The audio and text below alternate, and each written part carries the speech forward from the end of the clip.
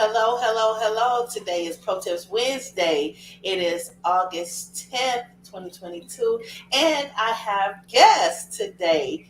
And a surprise guest as well. We have Philonda Wright Jones. Hey, Philonda!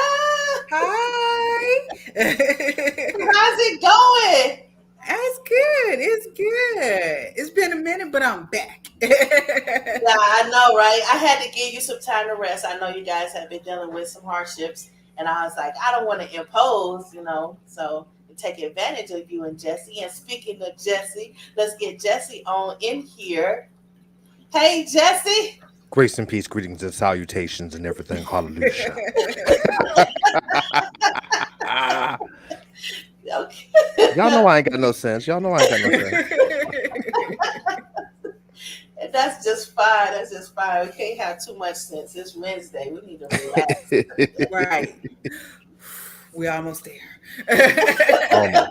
Thank you, Jesus. I know, right? Hump day. It's almost over. But I was surprised to have you. I didn't want to make you feel, like talking about the topics today that Philonda and I had ready is more geared to women.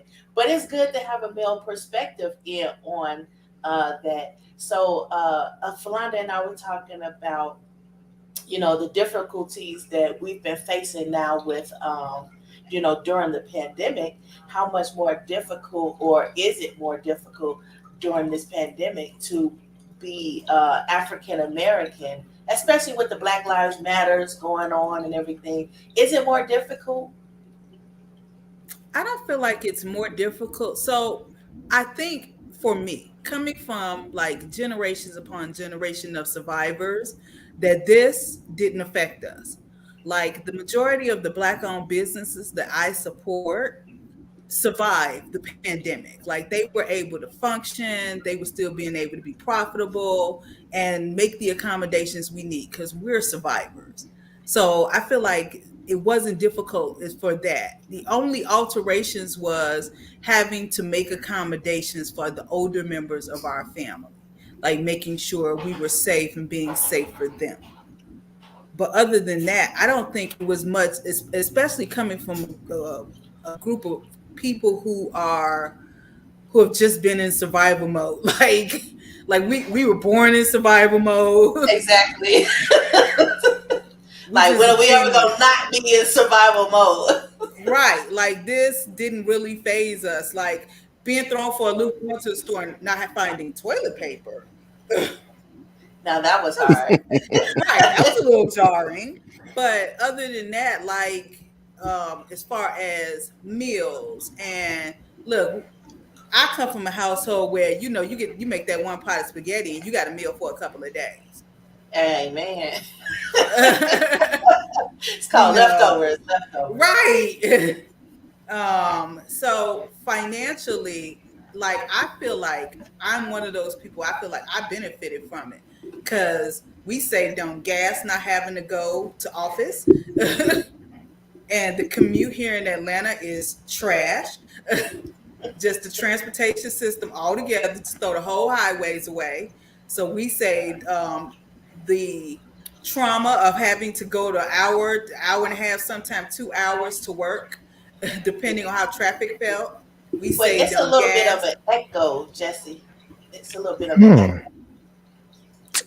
Let me close that door. I think that's because she talks so loud. She in the room as well. Sorry. Yeah. So like we saved ourselves the headache and hardship and trauma of having, to do the commute. We didn't have to spend money on gas, so we saved money there. We didn't have to worry about buying lunch and stuff like that and going to restaurants and ordering food into work because we were at home with the refrigerator. Our break room was the best break room.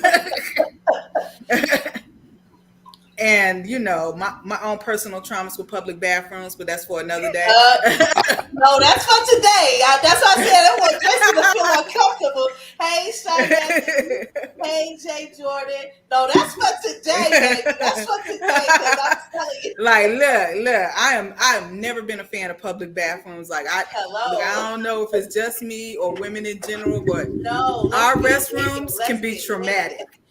Yes. And guys think that they haven't been. I'm like, you've never been in a woman's bathroom? I know, but you have never had on flip flops and walked into a bathroom and stepped in a puddle.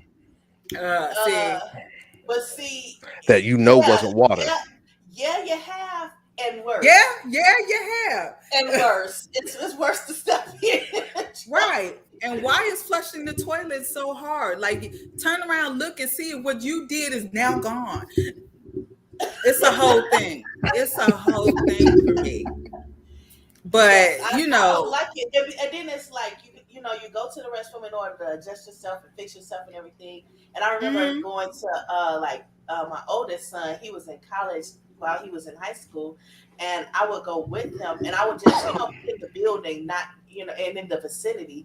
And I went to the restroom, and there was this African young lady who came in there to adjust herself. And it was like, every culture uses different products. And some people do not believe in using deodorant. Yes. And that whole building was lit. And all I could do was pray for her. I wanted to offer her some of the deodorant in my pocket and be like, baby, you don't even have to tell your parents that you got this. Just right. Use. And I feel so bad because, women, we have it more difficult because a lot of people are of faith and they believe a woman has a particular role.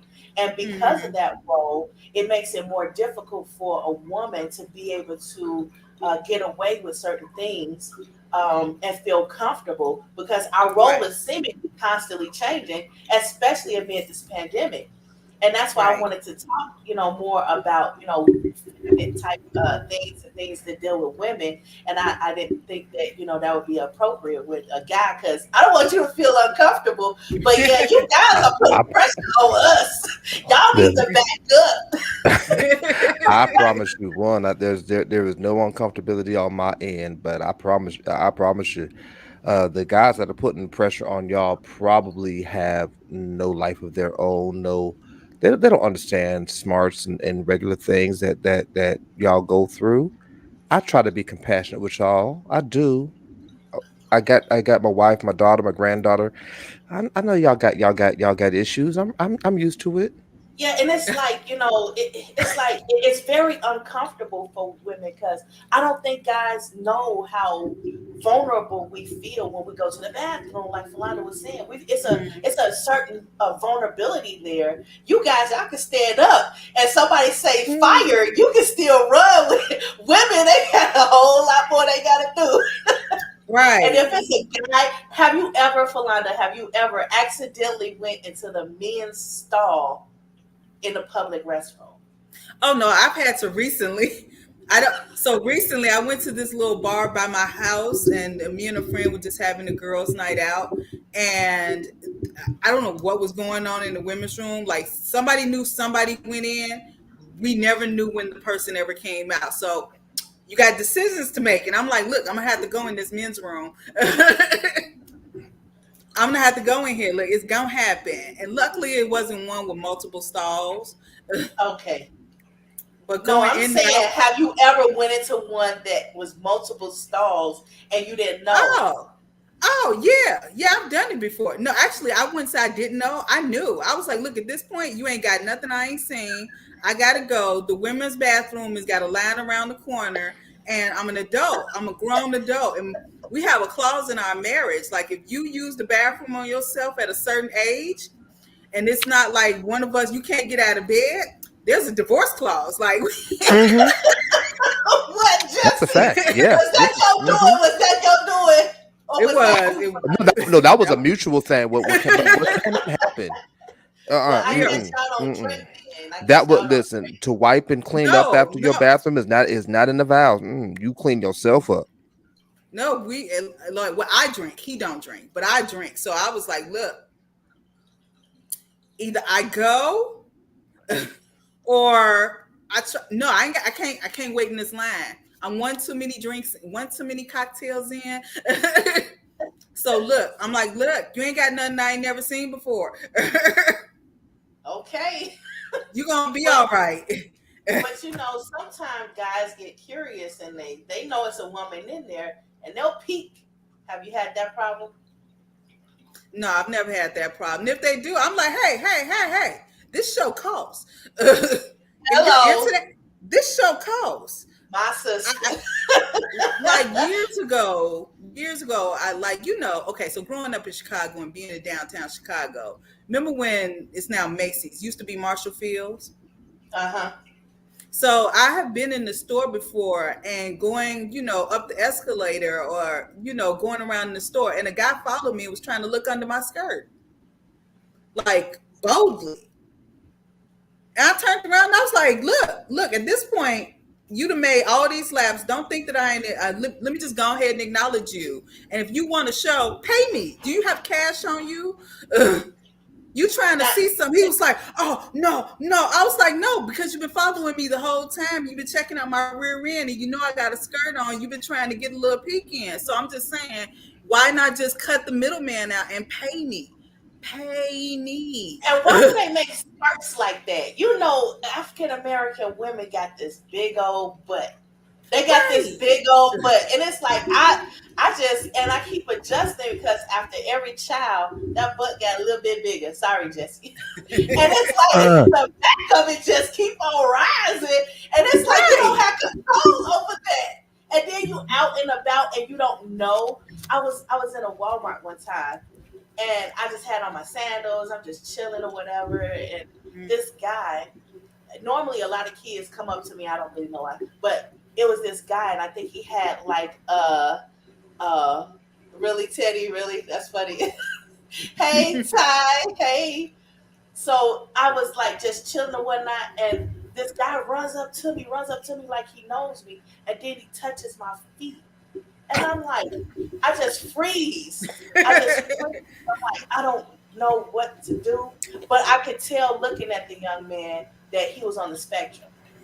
So he Mm-hmm. may have had a child mentality. And I'm accustomed to children running up to me anyway. So I was like, it's no big deal. But it was alarming. And it's like, should I charge him for this?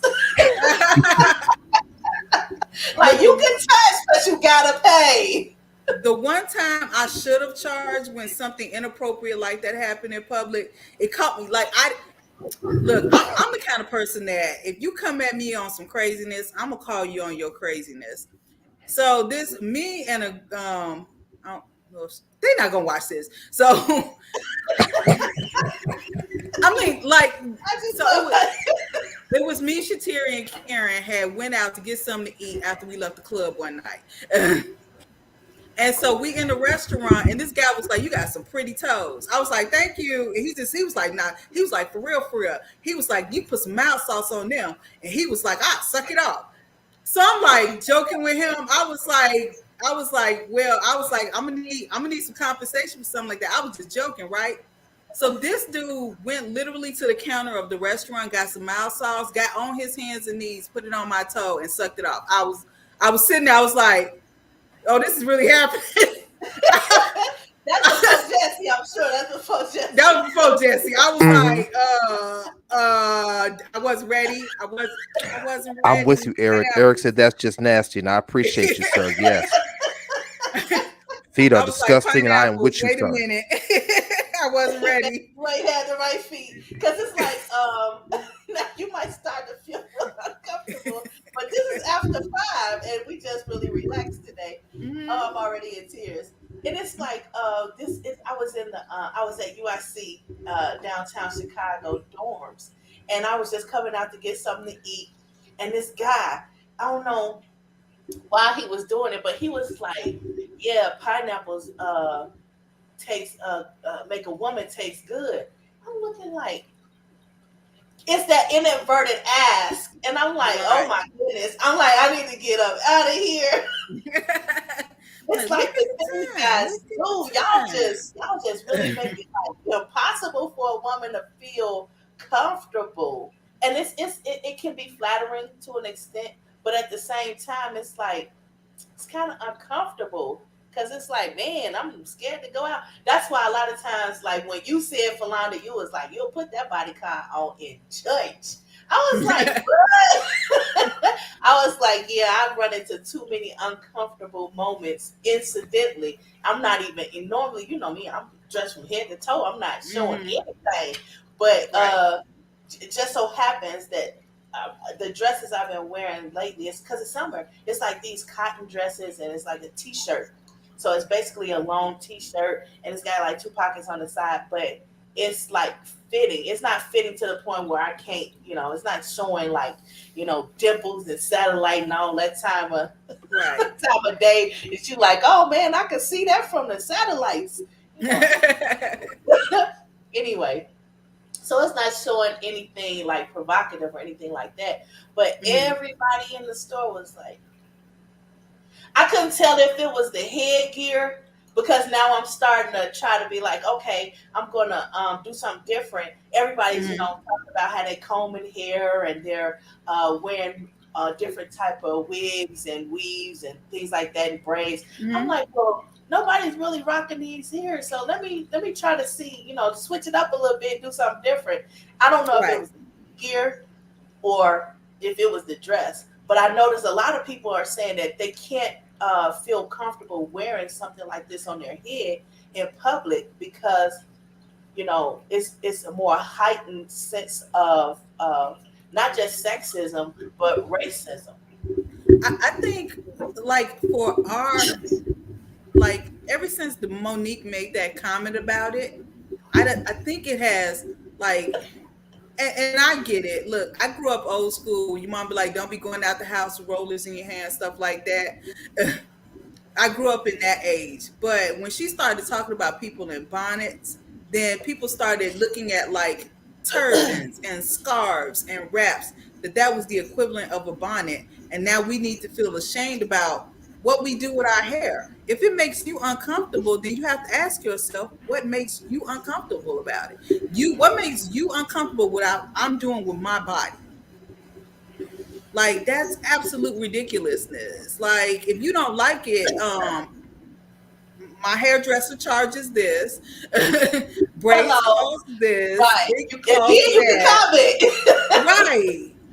But Up in with until you can amid charge. the I don't mean to cut you off, but while you on that Right. topic, with them doing the reversing the Roe v. Wade, do you feel like people are trying now to be more controlling over our bodies, like more blunt about being controlling over our bodies? I think it's something that was always thought, but now that they have the license to have the conversation about it or impose their views on us, Mm, that mm. they're just more open about it. It's kind of like how all of a sudden, like, people had an opportunity to pretend like racism wasn't as bad as it was up until Trump, who is a blatant racist. So now, like, they feel like we have license to say whatever we want to. And I Uh don't huh. think it's all men that think like that. Like, Yeah, I my don't think so husband's, either. yeah, like, when it comes to like Jesse, he is not that guy. Like, as a Christian, as a believer, there we know what the Bible says, but at the same time, this is my body. And it's like now you even have to like define what kind of Christian you are because it's like Right. it's just so much going on. That's why I'm like, I can't even get down with the various titles because the titles are tied in with a stigma, and that Yeah. stigma it doesn't fit. It's a stereotype that's like, you know, now you stereotyping, and it's like you can't break the stereotype. For example, when people they look at me, they don't know whether I'm black or white or if I'm Puerto Rican or whatever, and it's like depending on their perspective of Mhm. who I am, that's the way they treat me. And I'm like, well, why is it that you can't just be a person and just be treated for the character that you exhibit. You know what I'm saying? And that's Hmm. why with the community, the alphabet community, where they keep changing their titles and they got to keep adding another alphabet letter or number or whatever, it's because they're trying, in my opinion, everybody's trying to be identified as who they are. And I think amid this pandemic, it's making everybody more sensitive, and it's making it far more dangerous, and it's making it far more uncomfortable overall. No, not just being a woman, or it's more uncomfortable because now everybody's super sensitive, and cancel culture is making it even more difficult. So Hmm. I don't know what your experience is, but I've seen it to be a little bit more difficult because now you got to keep explaining yourself.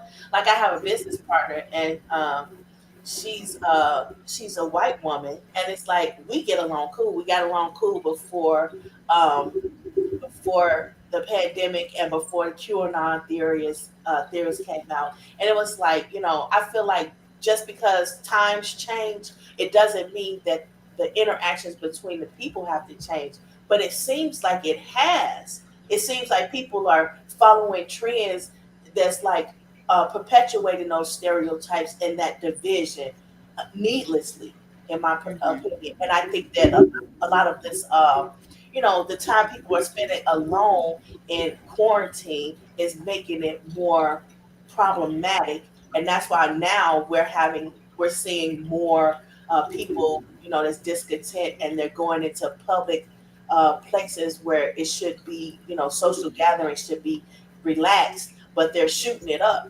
And I think it's because it's a lot of emphasis placed on, those things of division, those dark places, and being upset and afraid, and just stereotypes. Well, I think it's at this point, I don't think that it's the pandemic that did it. I think people have really gotten comfortable with who they are, good, bad, or indifferent, and now it's starting to show. Mm. Like these people who were out here having these thoughts that are going out here and doing these school shootings and workplace shootings and just mass shootings in general. These are people who have already had these thoughts, and now they've gotten comfortable with it, and they've gotten comfortable enough to want to act on it. I don't think like any of these things are hidden. Like you just don't wake up one day a racist. It just Yeah. doesn't happen. Like children aren't racist. You just don't wake up one day and have that thought. All of a sudden, you just don't. You all of a sudden you don't just wake up and be like, "Well, I just don't like the LGBTQIA community." You just don't wake up like that. Something Okay. had to happen that lead to this. Like hate is learned behavior. I don't care what people say. It's learned behavior. You take as I have watched like Layla, when I take her out in public and watch her interact with people, like and how people interact with her, even if they look at me and they feel like this may be a clutch purse moment, or when she's being held by Jesse, who is a big black man, even when she's being held by her, if Layla wants to interact with somebody, Layla's quick to hi. She be like hugs, like Now, she just and that's just her. And most 99% of people are so, even if they are on the fence about it, when it comes to like watching her interact with people, they don't react on it. It's mm, learned behavior. Probably somebody has had like if I treated all men how some men have reacted to them the way that some men have treated me, then I would probably be a member of the LGBTQIA community.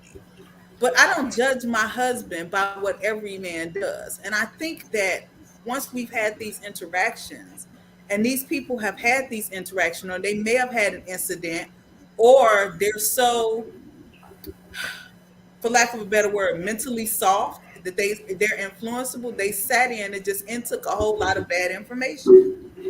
And so now they're just acting who they want to be like. It just mm. happens. And some people say, I don't know. Eddie said that some people say, alphabet community is an offensive term, and Teddy says that that's why they call it the rainbow community. I don't know. I have a lot of loved ones from that Mm-hmm. community. Um, I have a lot of friends from that community. So I don't like to offend either one of them. And it seems like putting either letter in front of the other is going to be offensive. So what Right. have you found? Because a lot of times, uh, I was talking to my neighbor one time, and she was like, "Well, do you say, how do you say, your culture? How, do you say black or do you say African American?" And I think it really depends on the people, because Mm-hmm. you know, I feel like African Americans in America, we are African descent, but we're mixed with so many other cultures, whether it Right. shows in our skin or not, whether it shows in our hair or not, whether it shows in Mm-hmm. our behavior or not, whatever it is, it's in our skin and it's part of us. So it's like I don't like to choose. I don't like to Right. choose between my black side and white side, my uh, in, indigenous Indian side, and all this. I like to experience all of it because hey, y'all made me, so I feel like I get to experience all of it. So I'm not offended by people who say black or people who say African American or whatever they say. And from what I've seen, I've not noticed anybody that I know be offended by alphabet community, because they also say, yeah, we do keep changing the letters and the numbers and the signs and symbols. So I don't know. What have you had any experience in that? I feel like when it comes to stuff like that, I ask people, how do you want to be addressed? Hmm. But I'm Like, saying I as far as don't, generally, as we're talking about it now, do you find that because you said LGBTQIA, yeah, um, do you find that people, is that a generally acceptable term, or is yeah, alphabet community a general? yeah. No, I personally have never really used the alphabet community. Like okay, well, I take that back. Maybe once or twice. Maybe once or twice. And that's only because, let me be honest with you, like I got frustrated because like the person was like, well, you need to say specifically this. I'm like, and when did that get there? When did that get there? Please explain And to me then you what that have to, means. and then you got to acknowledge it. And if you don't acknowledge it, Right. you're bigoted or whatever. And it's like, it's not that I'm not trying to be, So we just need one title. That's what I'm saying. I'm Because like, I can you don't. just I would like it if we could go back to, you treat me how I want to be treated, and I will treat you like you want to be treated. When people are like, well, who are you and what do you do? Well, first and foremost, I'm Philonda. Before I'm Elder, before I'm Mrs. Jones, before anything else, what has been consistent in my life, that I am Philonda. Mhm. Can we start with that? If you need my pronouns, I identify as she and her because that's how I was born. And then that's even controversial. It's like, man, I Right. don't know what to say. I'm tripping over my words. I'm like, I don't. It's to the point Tell now where me it's who like you you can't say are. nothing. Yeah, I'm at this point. I'm like, tell me who you are and how you want me to treat you. And if you don't want me to treat you any other kind of way, and you don't want to be bothered with me, cool. We just nix all of that all together. Exactly right. Like, thank Right. you. But I was like, look, like me and Jesse for our anniversary, we went to this event, and there was a person, and I follow them on Instagram, and I don't know their pronouns.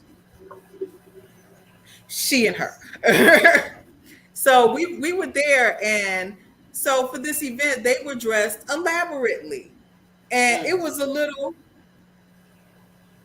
Well, we were sitting there like, oh, well, we weren't ready. We weren't ready. It was Mhm. flamboyant. It was flamboyant. Right. We just Understatement.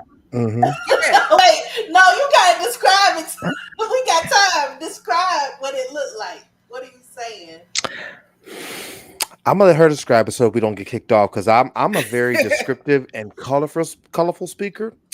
It might not be nice, so I'm gonna let her, who's much nicer than I, give you the Well, visual.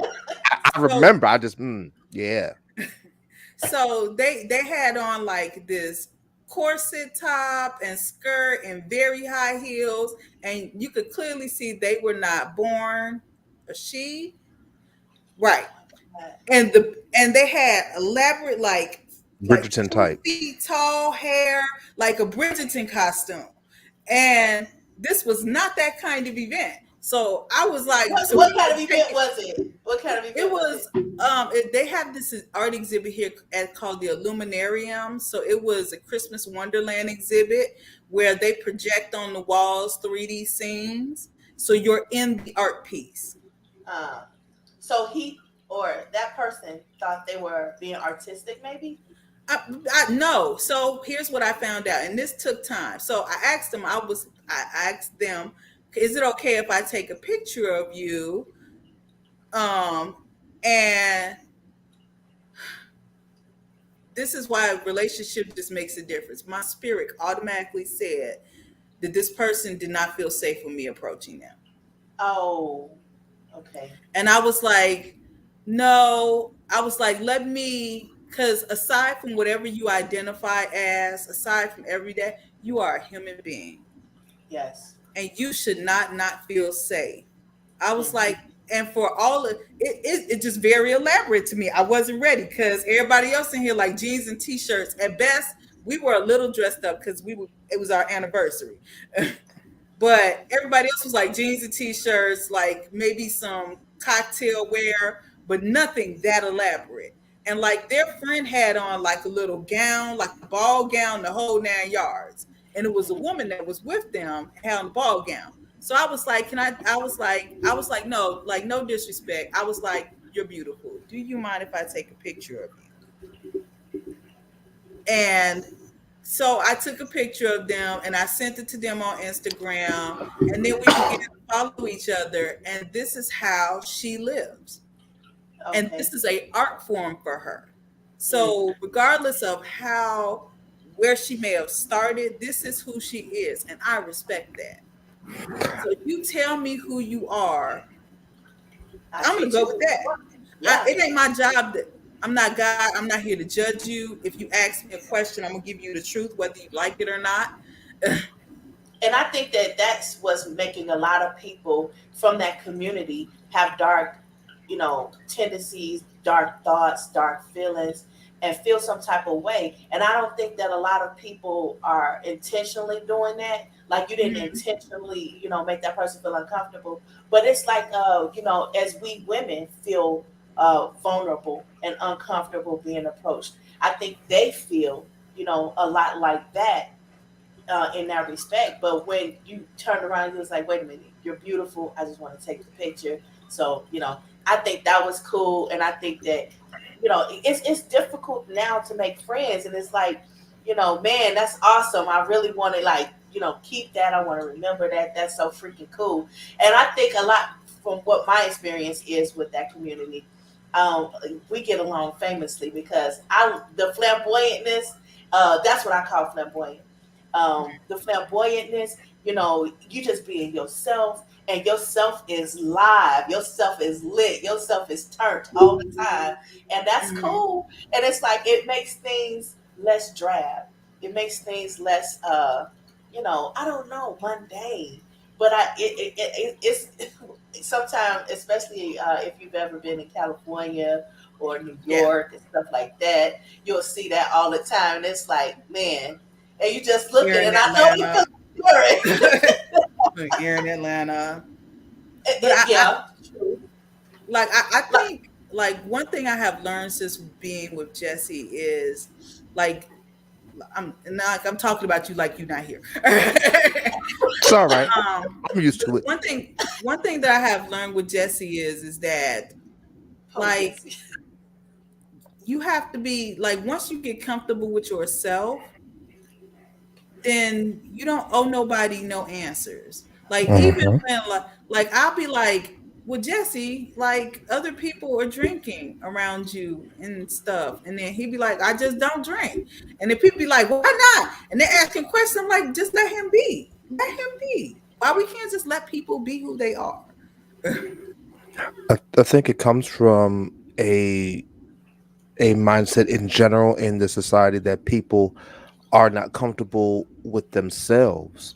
because they've never seen people comfortable with themselves.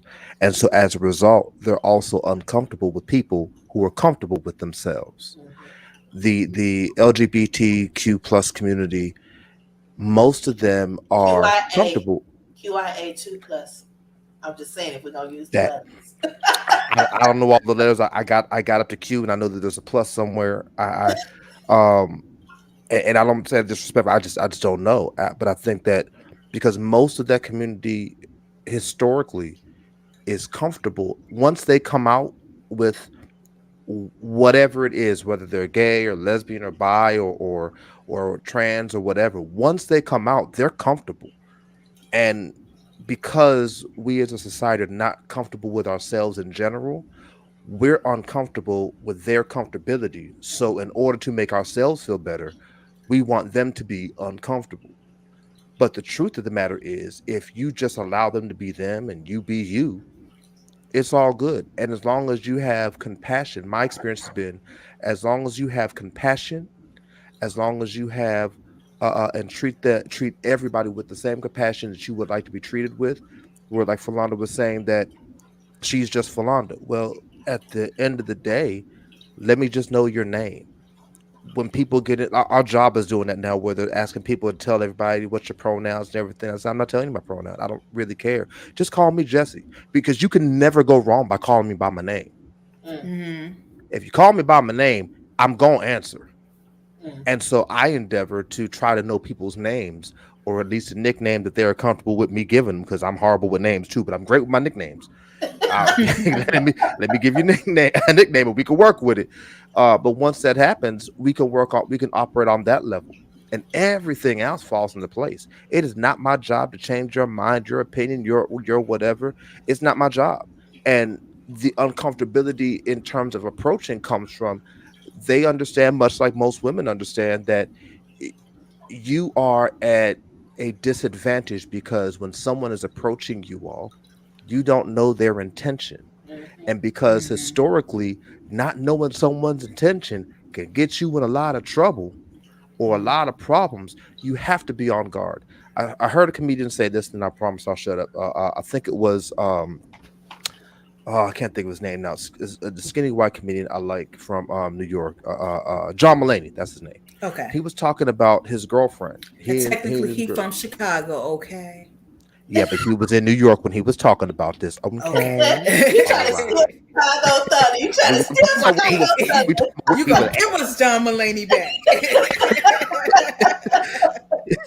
and so he was talking about how when his girlfriend would stay at his apartment late while they were watching movies and talking or whatever, and every time that she would leave, she would ask him to walk her to his car, Mm, and he would do it because that's a gentlemanly thing to do.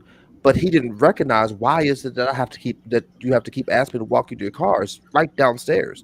mm, And then it dawned on him, and I'll say it a nicer way, not that he cussed or anything, but I'll say it a nicer way to S.A. make sure that we're, yeah, that, thank you. He S.A. was like, I as a dude never walk out my door and wonder whether or not I can say assault. I'll say it that way. But wonder whether or not an assault is going to take place. It's never in my mind. mm, I never have to think about that. And he realized, oh my God, every woman on the face of this planet, especially in this country, every day, no matter if they are around someone else, has to have that in the back of their head. Oh my God, this could be the day. And for that community, it's also the same kind of fear. Oh my God, this could be the day someone decides to attack me for being me. mm. But it's because we're not comfortable with ourselves, and we're not, and we want other people to be uncomfortable. But if we could just deal with compassion and treating people for who they are, a lot of these issues would not be issues. And a lot of times, the women that I've seen and I've heard their testimony about such things, they felt like they weren't even pretty enough to get a boyfriend, but they was available enough to be assaulted. And Mm, I'm like, I never see a woman and see that she's not beautiful. I've never seen that because I guess I'm not looking at women the way men do. But even men, it's like it doesn't matter. You're a woman and you're here, and this is the way I feel. And it's just it is, and that's why like some of my associates and friends and loved ones in that community, I say, why would you want to be a woman? Why would you want to inflict the type of things that we go through on yourself voluntarily? Because this is not this is not the life you want to live. And they say, well, it's not that they doing it voluntarily, it's really the way they feel, and it's who they are in and of themselves when they discover who they are. And then they do agree that it is a very hard life. And this reverse of Roe v. Wade is not making it any easier. I know some people are happy about it, but at the same time, I've seen people say, "Oh, she's so ugly. She should be happy though that anybody ever want to have kids with her or whatever." Now, I've heard different arguments about it, but it seems like it's really belittling the matter of the fact that women are really vulnerable, and it seems like it's like grandializing that we should be, you know, more vulnerable. We should be controlled more. We should have, these problems that they kind of really inflict on us because of the laws that they try to impose on us and keep us underfoot.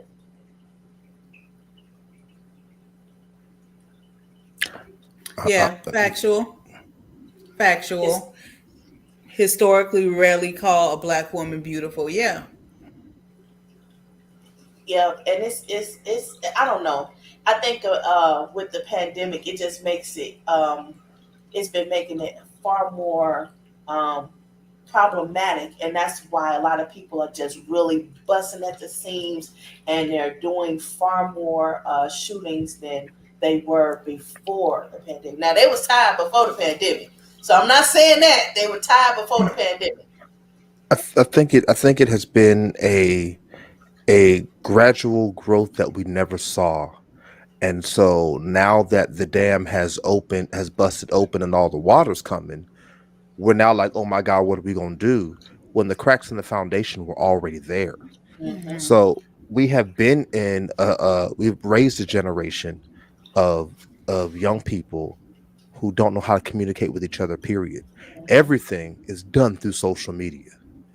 You either, if it started with texting and now we no longer text, we Facebook and inbox, and then we went from Facebook and inboxing to now we Instagram or we TikTok, and this is how all of our Snapchat. Snapchat, this is how all our communications are done now. We DM, everything is done like that. So now we can now they have raised the generation we raised to just deal on social media has raised a generation as well where they have learned how to hide behind the wall of anonymity. And now that has empowered, the truth be told, has empowered our generation and a generation before us to like, oh, you mean I have a platform where I can say whatever I want to say and nobody can find me? Ask And so that Monique. You might want to ask Monique. Like Right. Falada brought that up earlier. Falada said about some things, how Monique said some things, and that's the generation close to our age. And she's like, her family done told her, look, stop. You're Stop yeah. talking. Stop talking. At some point, stop. Look, can we get back? I think if it's one thing that has really hurt us as a society, is that we feel like that now that people are so outspoken in these kinds of platforms. Hmm. You outspoken here, but run up in somebody's face and say some of this. Don't We do it. don't like it. Look, you ain't gonna get the same kind of reaction. Those And fighting please don't think words. that, right, Hmm. right. I'm like, look, anything you want to say to me, here is my address. Look, you ain't gotta dox me. You ain't got fine. I'm telling you, I will meet you. Matter of fact, give me your address. And that way you can say what you want to say to my face. at the same time though, I think that we have decided that we're giving way too many people credit and voices to their opinion. Yes, too many people are allowed to speak out their opinion. That's true. But your opinion don't have to be important. The Hmm. only Mhm. reason Monique's comments went like it went is because we decided Monique's comments are important. This ain't the first time she said stuff like that. We Yeah. just now decided, oh my goodness, Monique is important. Why? Because she decided, a little while ago to try to sue Netflix for something, and we laughed and joked, and the more she got attention, the more things she started to say again. And we're like, oh my God, she's important. Now we have to comment on her stuff. However, if we just let her opinion be her opinion and never gave it the attention that it got, this would have bypassed. This is her Yeah. opinion. Yeah, I think a whole bunch of people are out here, especially on social media now, just saying stuff for the likes and the follows and the Hmm. attention. And I'm like, it started a trend, and it's like instead of them following positive trends, it's like because it's flooded with so much negative trends mm, and negative videos and negative TikToks and stuff like that, there's not an abundance of the positive, the articulate, the desirable behaviors that contribute to society as opposed to detract from the experience. And that's why mm-hmm, it's important for like Jesse's show, you and Jesse's show, and other people's show, but it needs to be more flooded out there where everybody's getting out there saying positive things. Like for example, originally Monique used to say some really positive things, and I was like, I'm on board with that. That's what's up. You know, mm, she's speaking, she's comfortable in her skin, being a African American heavy set woman, and I'm down with that because I like the diversity. And she mm, was, you know, she was, it was a different persona than it is now, that is kind of right. developed into. And that's the kind of thing that like you were drawn to before, and now that because you did that, I'm like, I don't know, it's time to separate here. Right. But it's the same thing that Monique used to have that has caused her to be who she is now. So if you take it in that light, uh, old Monique, though I've never found Monique funny, but that's neither here nor there. Old Monique and all the things she used to say and do got her a lot of flack within the comic community. She never Mm, really got the spotlight. She never really got the push. She never really got these places until she started to pivot. And she had then when she finally got a piece of shine, just a piece, and was blackballed, whether it be her fault or not or whatever. Now she's just bitter. And but the mm-hmm, bitter has come from a lot of years and years and decades of doors being slammed in her face because she's a black woman, doors being slammed in her face because she's heavy set, doors being slammed in her face because she's not saying what everyone else wants her to say. And so now a lot of what comes out of her is just bitter. And she gets the attention of it because it's bitter. Because in this country, especially, we are a negative voyeuristic society. I have mm-hmm. a friend, Pastor J.C. Wallace, who a few weeks ago here in Atlanta, he was trying to raise money so that he could buy this community center, or buy this building to turn it into a community center for this underprivileged neighborhood. And all he needed left was $1,500. He had every dollar up to $1,500 left, and he started trying to crowdsource to get the last 15 because he had a deadline he had to get it by. Mhm, He got an extra mhm, $50, not 50,000, mhm, $50. No one shared it almost, right? Couple weeks after after the community center bypassed him because the guy sold the building or whatever, comes Bishop Whitehead Whitmore, whatever his name is, getting The robbed at the bishop that church, got robbed in New York. Mm-hmm. and everybody's sharing that. Everybody's talking about him. I, Folk who aren't even saved know about this thing Mm-hmm. because we love the negative. When Monique was doing her style of comedy, which was uplifting for black women and heavier set black women to have a spot, nobody was talking about Monique. Now she talking crazy. Everybody want to talk about Monique. mhm. We until we flip our mindset of wanting to direct ourselves to the things that are positive. If it bleeds, it leads. That's the way the news works. That's what they Well, say. I think it's because availability. And I think we flock more towards availability. Well, statistically, people flock more towards what's available as opposed to going out of their way to try to find the random, the rare, the unique. So I think that that has statistically been one of the issues.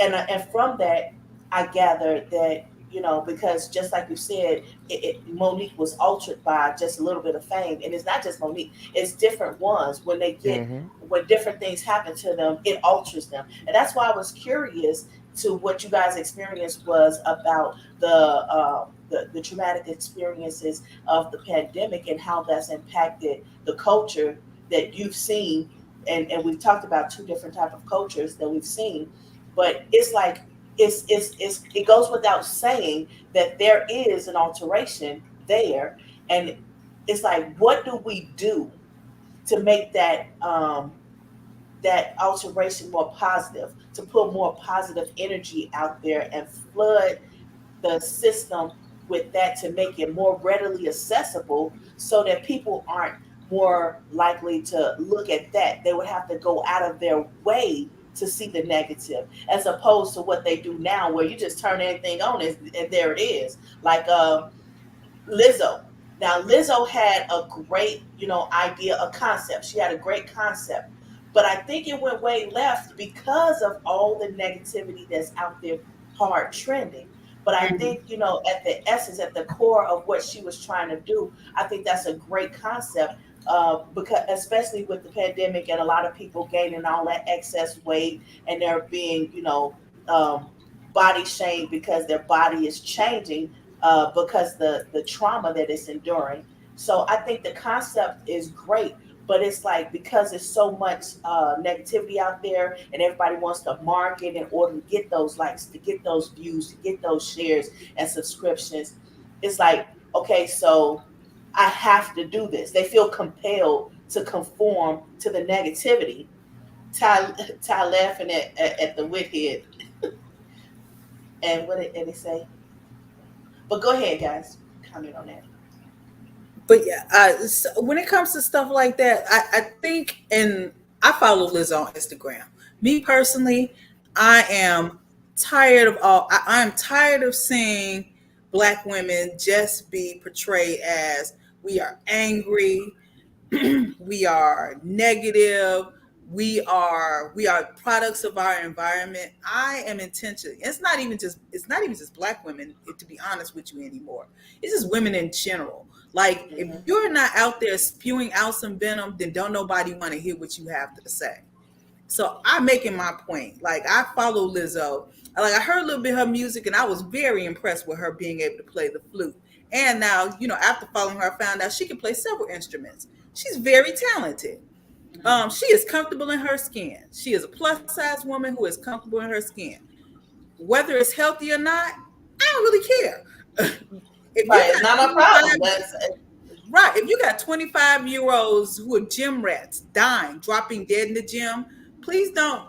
Health is one of those things that is relative to the individual. Individual.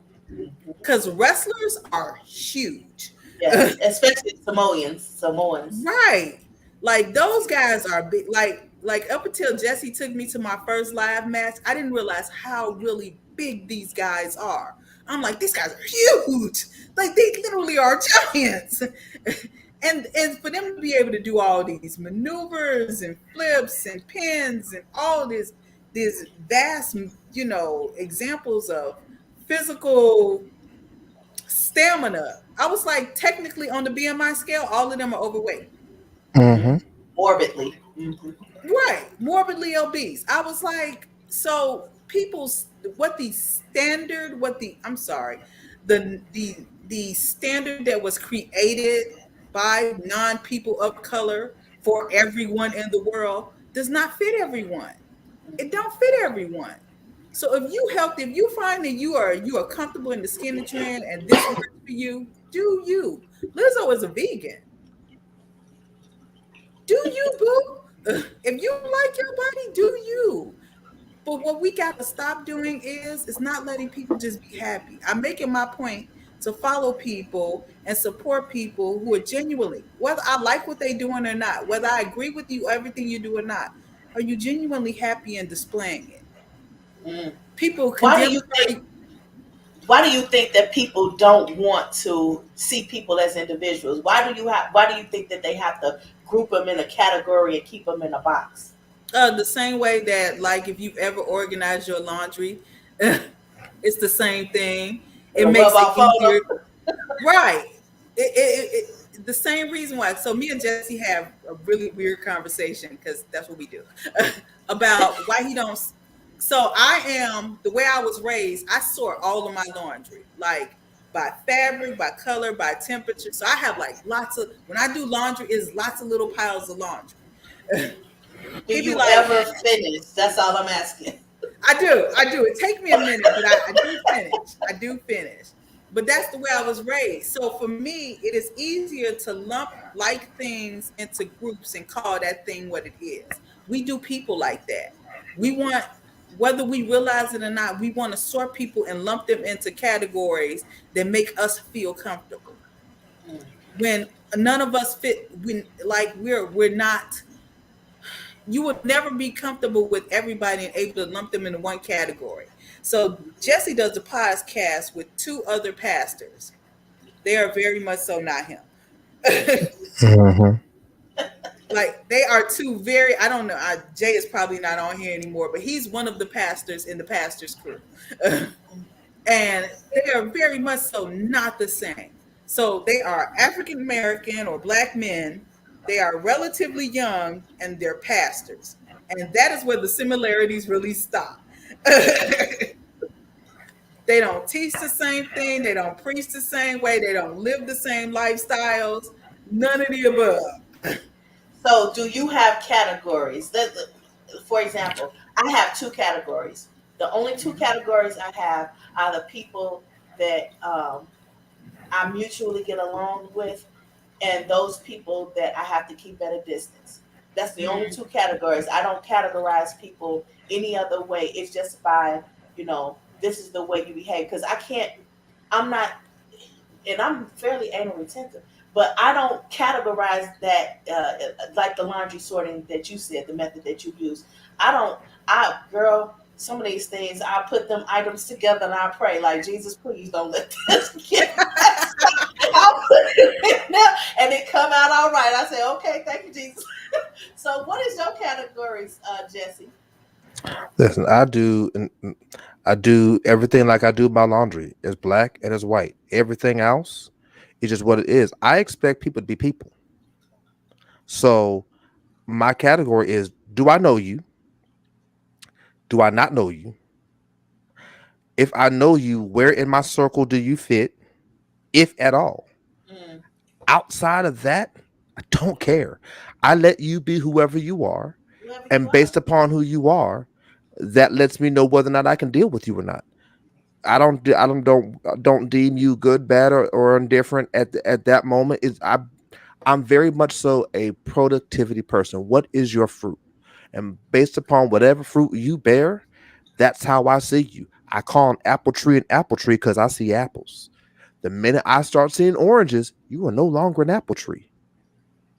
That's how I work. And so that's how I deal with people. I try to respect people in that manner. I try to call people who they are in that manner. I can get along with people when I decide to get along with them.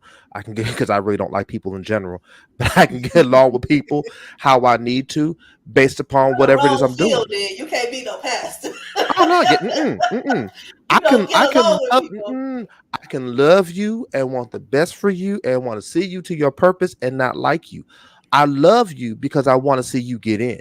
Like means I want you around me. I don't want folk around me.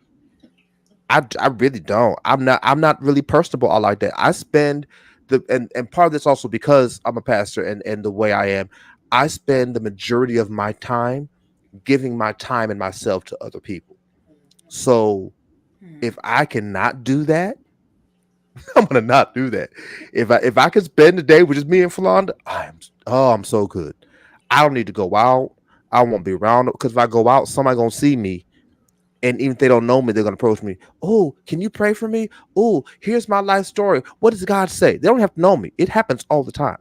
So I really don't like people because of that. But I love them enough to want to see them prosper and change and go towards their purpose and all those wonderful things. That's how I deal with people, though. Yeah, it's in that realm, and I feel like if people dealt with people more on a level of I'm just gonna let you be who you are, and if who you are vibes with who I am, Cool. If who you are doesn't vibe with who I am, cool. We ain't got to be around each other. And And I if we think have to that's the be, way Jesus did. He didn't exclude anyone. He even said, "Suffer the little children to come unto me." mhm, Mm-hmm. But let them all Philanda, come. what's your categories, Philanda? So I have three categories. I like you, I don't like you, and let me see something. That's really where I'm at. I like you, I don't like you. And in order to get from into the don't like you category, that means I have seen some things in you, I have observed you, I have watched your behaviors, and I don't like you. Because Mm. typically, how you end up in the I don't like you category is that you are actually out to hurt people. Now, It ain't is even your got to be me. like the same definition as your husband's like? Like you want them around you, or you don't want them Because you around know she ain't nowhere in her categories was love. Love was nowhere in there. I just wanted to just point that out. you? Look at Philanda's face. She trying to digest this. I gotta think about this one. No, I don't think our definitions are the same. Cause I could like you or love you and still not need to be around you. Hmm. Like there are like a handful of people that I feel like I just want to be around. Mm. Like I want to be around Layla. Ugh, I just love her. I just want to love on her. Yeah. So when you hit that kind of category, like I just want to be in your presence, you inspire me, that kind of thing. Um, but there are very few people who actually fit in that category, like that I'm willing to do that with. Um, yeah. But so my love and my like are two different things. Oh no, Well, when I say I like you, I don't have to be around you. I'm Mhm. okay being around you. Oh, People I'm I okay with don't being around like, people I I don't don't want to like. be around. I don't want to be around because you vex my Oh, spirit, and I don't want nobody vexing my spirit. I I can't deal with folks vexing. If I don't like you, I don't want you around me. Don't come in my presence, please. If I ain't got to deal with you, I won't. I've learned how because I work with folk I don't like. I've learned how to deal with it if I have to, but as a hmm preference, if I don't like you, I don't want to be. I don't like you. I like don't love typically, you. like people who I don't like, and here's my downfall, and I try to work on it, but apparently I am no good at it. Like the people who I don't like will see this, and I don't care what I'm doing, I can't hide it, and they At immediately just all. get away from me. They Her just face cusses a lot. it probably does. It probably does. Because people like, you feeling kind of way about me. I'm like, to be honest with you, I could do without you. Like, you like salami. I don't need you in my life. you actually remark. Wow. Oh wait. I have never. I just say I'm just really nice about it. I think everybody's just like, oh, you always too goddamn nice. You should do this, that, and the third. And I just never do. And it is that's just the way I've always been. For example, in elementary school, there was this young lady. I'm not gonna say names, but she was like, we were in the girls' locker room changing from gym and whatnot, and she was like, well, everybody in there was singing and I was singing, but I didn't let nobody hear, see, or I didn't know when people acknowledged that they heard me or whatever because I was real Mm. quiet about it. She came over there and she's like, man, you could sing, you should sing, and you should do this and you should do that. And she was like, well, you never do anything, and you should enjoy yourself. You're a kid, you should make mistakes, and you should do this and you should do that. And everything that she was saying was, I understood as people being the way they understand conforming and following and being Mhm. trendy and doing what other people want them to do and justifying it as whatever they want to label it as the times, such as, oh, this is the era of your youth or this is the era of this. And I never found um, justification in that. So I just never did it. And they would do different things to try to make me, force me to feel this way or to respond in this manner. And it's like, yeah, I still just I won't do it. But it's like, it's just I don't know. I think that it really is. It's got to be like Jesse was saying. It was there all along, and something brought it out. And instead of it, bringing it out, it's like, it's just not there. It's just not there. So that's why I only have two categories: the category of where I deal with you at a a closeness, or I deal with you Mm-hmm. from a distance, because Mm-hmm. people change. And I've seen people who, especially in high school, Philanda, I know you was like, you notice how some of the girls, they started to discover themselves, and when they discovered themselves, they discovered that they were gay, or they were bisexual, or whatever. Mm-hmm. And I don't know if it was because the people they was hanging around with, and they found themselves to be attracted to that person because they like that character, or they like the things that they do, or maybe y'all did a little too much touching and hugging, and now you like that hugging and touching, and then it turned into, oh, I accidentally kissed you on the lips, and I then turns into they kissed the girl and I liked it. I don't know what Mm-hmm. it was, but I noticed that a lot of times people were changing, and and Right. their changes didn't bother me. It wasn't until people show that they need a distance from you. So that's why I have those two categories. People who are okay to be around me at a close contact, and those who I have to deal with at a distance. Now, I didn't want to ask this question with you on, Jesse, because I know that you most Here recently you go. experienced. I'm invisible now. You can't see me. No, it's that I was considering your feelings, because I wanted to talk about the things in the pandemic. And one of the things I wanted to talk about in the pandemic is the way we've been altered by the fact that, in the African American community, especially with men, you all experience a lot of loss, because Hmm. it's always a brother that's dying. And now it's before the pandemic. But now, amid the pandemic, we're losing more often now.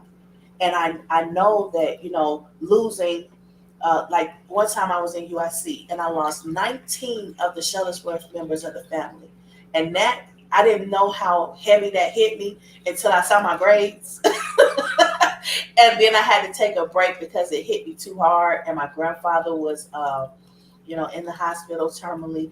And it's like, I didn't want to bring up any hard feelings, because I know you've experienced some hurt. Oh no, let me tell you something about me. I view death differently than most people. Death is something I look forward to.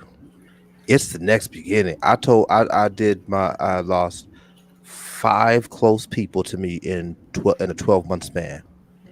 Back to back was my sister. She's like my sister, but she was also a mentee of mine. She died, and her funeral was in May. 2 weeks later, I turned around and did the funeral for my mother. And I said at both occasions, like I said about my father's funeral in October of last year, why would I be upset at you going home? Mhm. Like, this is supposed to be a time of celebration and rejoicing. Like, death is inevitable, saved or not. Death is inevitable. It happens to us all.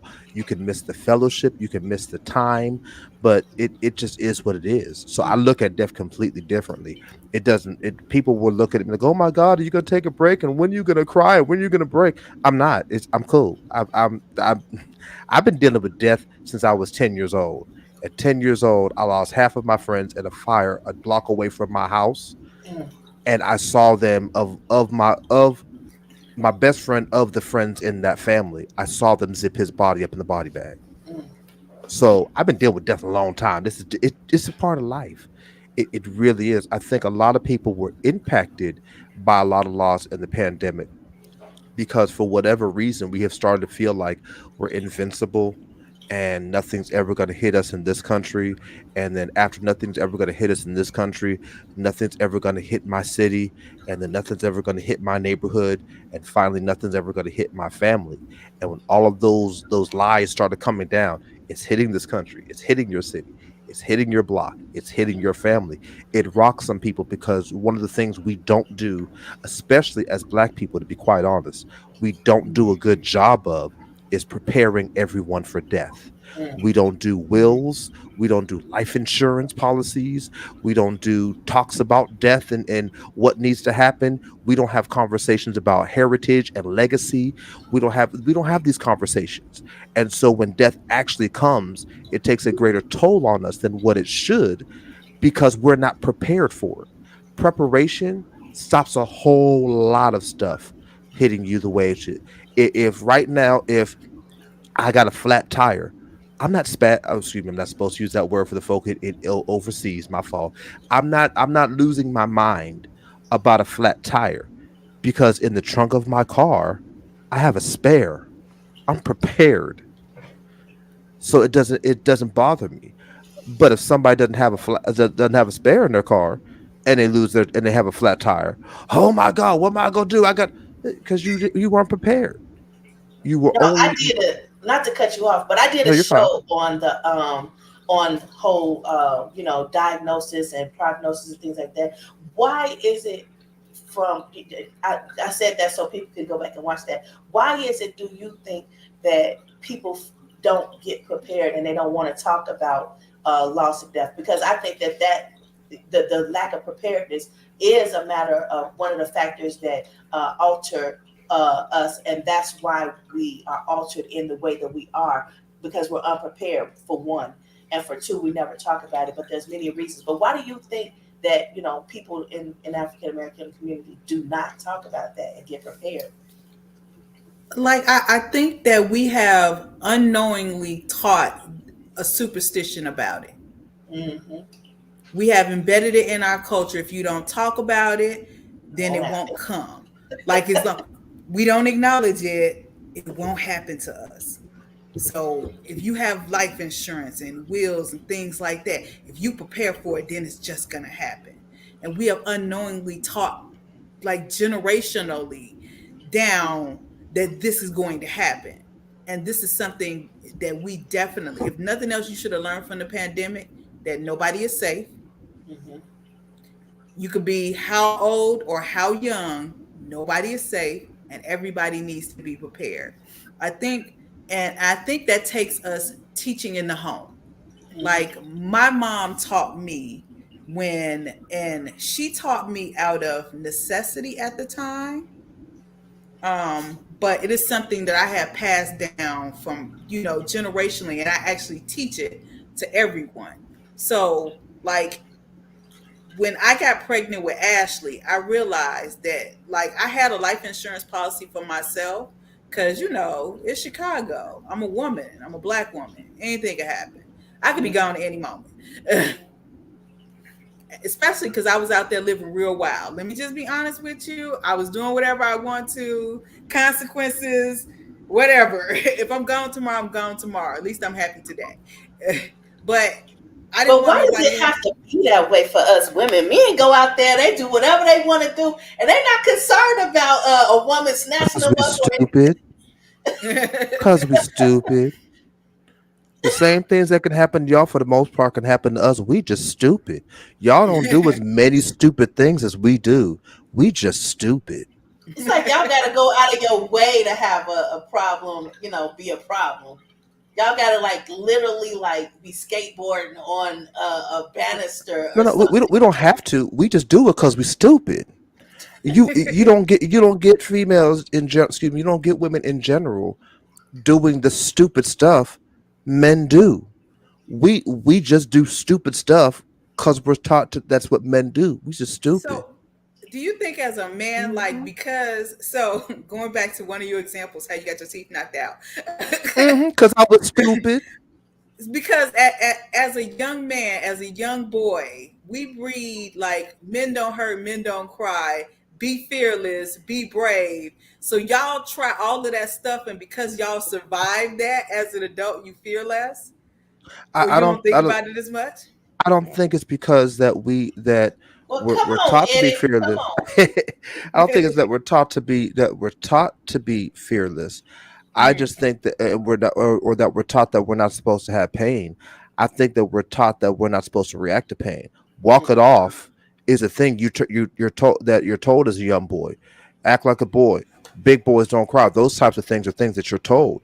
And so as you become an adult, you just like, okay, well, I can do whatever and I can just walk it off because we're stupid.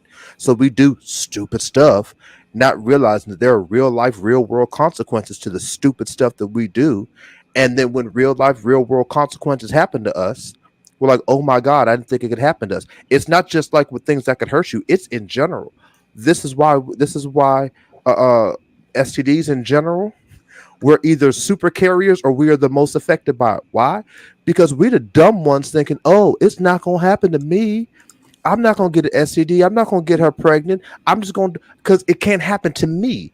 And if real life don't happen to me because I'm a man, and it's not so we go in saying I'm a man. It's just we just never think real life go happen to us. Y'all think you're bred to think about the future. You're bred to think about those types of things, especially our generation and before. You're bred to think about that. Y'all played house and had the easy bake ovens and we're taught to think about families and think about. We weren't taught about that. We were taught to let's procreate, let's beat up stuff, let's kill some stuff, let's do some stuff because we're stupid. And no one ever taught us any different. And it takes a maturity of life. It generally takes the maturity of being with a woman who is patient and understanding to help bring you to a balance. Because I don't think super fear is the answer either, but to come to a balance of, okay, I can't do stupid stuff, but I can't be afraid of everything either. That takes maturity, and a lot of men just never get that maturity because they never have to. Hello, Eddie. Greetings, sir. Can y'all hear me? Yes, sir. Oh, okay. I thought I was muted. Um, Get your pens out. He about to drop some nuggets. I know he about to no, drop some here's the knowledge. thing. Tina was ignoring my questions. You And are laggy and robotic. she was ignoring my questions. No, you are laggy and robotic. I wasn't ignoring your questions. I put them up there. So I was like, okay, let me get on here so she can stop ignoring my questions live. Um, I love it. Now, did I not offer for him to be on when I saw Jesse was coming, Philanda? When I saw what he was going to be doing, me, Philanda, didn't I say? yeah, I'm working on a book and some other things, so I've been kind of busy. I was in the background listening to you all, but I wasn't really on. No, I listened to everything that was said earlier when I made the comment about the LGBTQ community. 2 plus I8. Is because the reality of it is, just like if you get on here and you call a white person did a show and call somebody a nigga, right? I'm just gonna be really clear. YouTube will pull you off, right? They will say that you're being bigoted, even though that may not have been your intention. Maybe you were made for something a historical fact, right? But the fact is, are you sure you was watching? Because we did address that. I'm getting to the things that you didn't address. I don't think you. But anyway, here's the thing. What I was saying was, because society is so jacked up, right? And because we are the way we are, and I listened to you, I heard what you all said. You're absolutely right. It was astute. But the reality of it is, everything we do now, there's always somebody out here with some hurt feelings, some bruised ego, some kind of thing. And at the heart of all of that is an excuse to avoid the actual problem. Mm-hmm. Right. And I think that's one of you all said that. But that's the thing. If you're avoiding the actual problem, if I don't have to deal with racism, bigotry, sexism, murders, child murder, molestation, rape, the denigrating of laws, all that, if I ain't got to do any of that, and the only thing I got to do is say, hey, you said pale on your show, and that offended me as a person who was white, or you said dark, and that offended me as a person. If we can micro do stuff like that, we avoid the real issues. And that is really what is going on. And until we can get out of that, because there's machinations behind that, right? There's machinations behind that. But that's what I want to address that. Secondly, right? I'll get back to what you all were saying a minute ago. There are a couple of questions here, right? And it goes like what just was just saying. There are so many things going on with us as people. Why can't we build strong Black families anymore? Right? That's out there. Why are we killing our people? As well as letting others kill us. Right? Why can't we stop monetizing everything? Why can't we have body images of black women? Philando's talking about that are positive, that aren't just a part of historical understanding of black women, right? Oh, she has to look this way. She has to look that way. Really, what you're saying is she has to look European, right? And that's not a black woman. And to be honest with you, that European man didn't want that. He didn't want that European woman. He went after that black woman. He went over and stole her. That's how much he wanted her. And that's why we're here. And why do we give up our power, our authority, who we are, what we could be so willingly? All the things that you all were talking about, I was just writing down questions, right? And why, that's what I was saying lastly, why is the joke always on us? We joke about our mamas, our daddies, our kids, our brothers. We laugh, laugh, laugh, laugh, laugh while the pain is going on. Man, that's jacked up that these ninjas out here killing each other. We make jokes about the carjackings. We make jokes about the fathers who leave their kids. That's a painful thing, right? That we keep doing, and it's a part of the accepted life. When I stress and I say things about black people, when we do this, anything on Erudition, I see you all start to. I share Jesse stuff every time I get a chance. Every time he sends something out, you go see me share it. Positivity, positivity. I heard. I don't know why you laggy. You froze. Maybe because you. You've been lagging on my side. Maybe because. Oh, it's not lagging on your side. Okay. Yeah, he's fine. You know, maybe it's your computer. If you close some of them applications, your computer wouldn't be so laggy, right? Let me try. No, seriously. I just think that it is important to talk about these things, and then we have to address the conundrums, the issues, right? That people arise. That's why I made that comment I made earlier. That's why I was saying I was joking with you, ignoring some of the things that I said. I saw y'all address some of them. But the thing is, we have to address these things, because if we do not address them, they continue, they fester, and then it sounds like you should have been on from the start. Like I said, come on. No, I'm doing I like right now. I'm working on this book. I got this whole Excel. It might be why I'm lagging too. I think I got my Excel up, so it might not be you. But I got all this stuff that I'm trying to do, because I don't want to leave here and then I go and stand before my maker and God say, I gave you all this stuff to do, and you did only what you wanted to do, right? Yeah, I ain't trying. I don't want to be that guy. So it's very hard sometimes to do. I was just telling my son yesterday to do everything. I appreciate all of you all being on here, especially even on this network, right? I'm gonna tell you how bad it is. I had to go yesterday and make sure that no one was able to use any domains that are similar to ours. And I had to do that because there are racists who go out of their way to try to change the narrative and push people someplace else and confuse what we're doing. When you are dealing with church, business, everything that is black, you have to be on the defensive. Tina show, I'm gonna put it out there. We had people try to attack her show when she was starting. They tried to attack her show, hackers. I had to go in there and send them a message saying, no, that ain't gonna happen, right? So it is an issue where whatever you're putting out positive, they're gonna fight, and they're fighting every which way, but that they can. So yeah, I wish I'd have been on here earlier, but like I said, there's so much that you have on you to do, because you got to do something positive. You got to make that difference. And then I'm gonna shut up so y'all can talk. But I was just gonna make those points to y'all. Have you guys experienced that people are coming on? Now, I already knew that people are stealing people's domain names and their online names and things like that, like Adroit Living. It was nothing out there like that before I put Adroit Living on the map. Have you guys experienced what Eddie is saying? Not so much yet, but I know that in terms of when you're dealing with church stuff, the attack comes a little different. It still comes, but it comes a little different. You don't typically get so much where there is someone trying to take and steal the name in that way. What I have, my experience anyway, has been is that I will get people trying to take and steal my ideas. Mm-hmm. Whether they're in church or not, because they want to shine. I had an incident like that in Columbus. I did a prophetic conference, and the person knew I was doing a prophetic conference because I had been advertising it for 8 months. 2 months before the conference is set to come up, they decided to have their own on the same days, Mm-hmm. tried to steal some of the people who were set to be speakers on my stuff to Mm. come for theirs.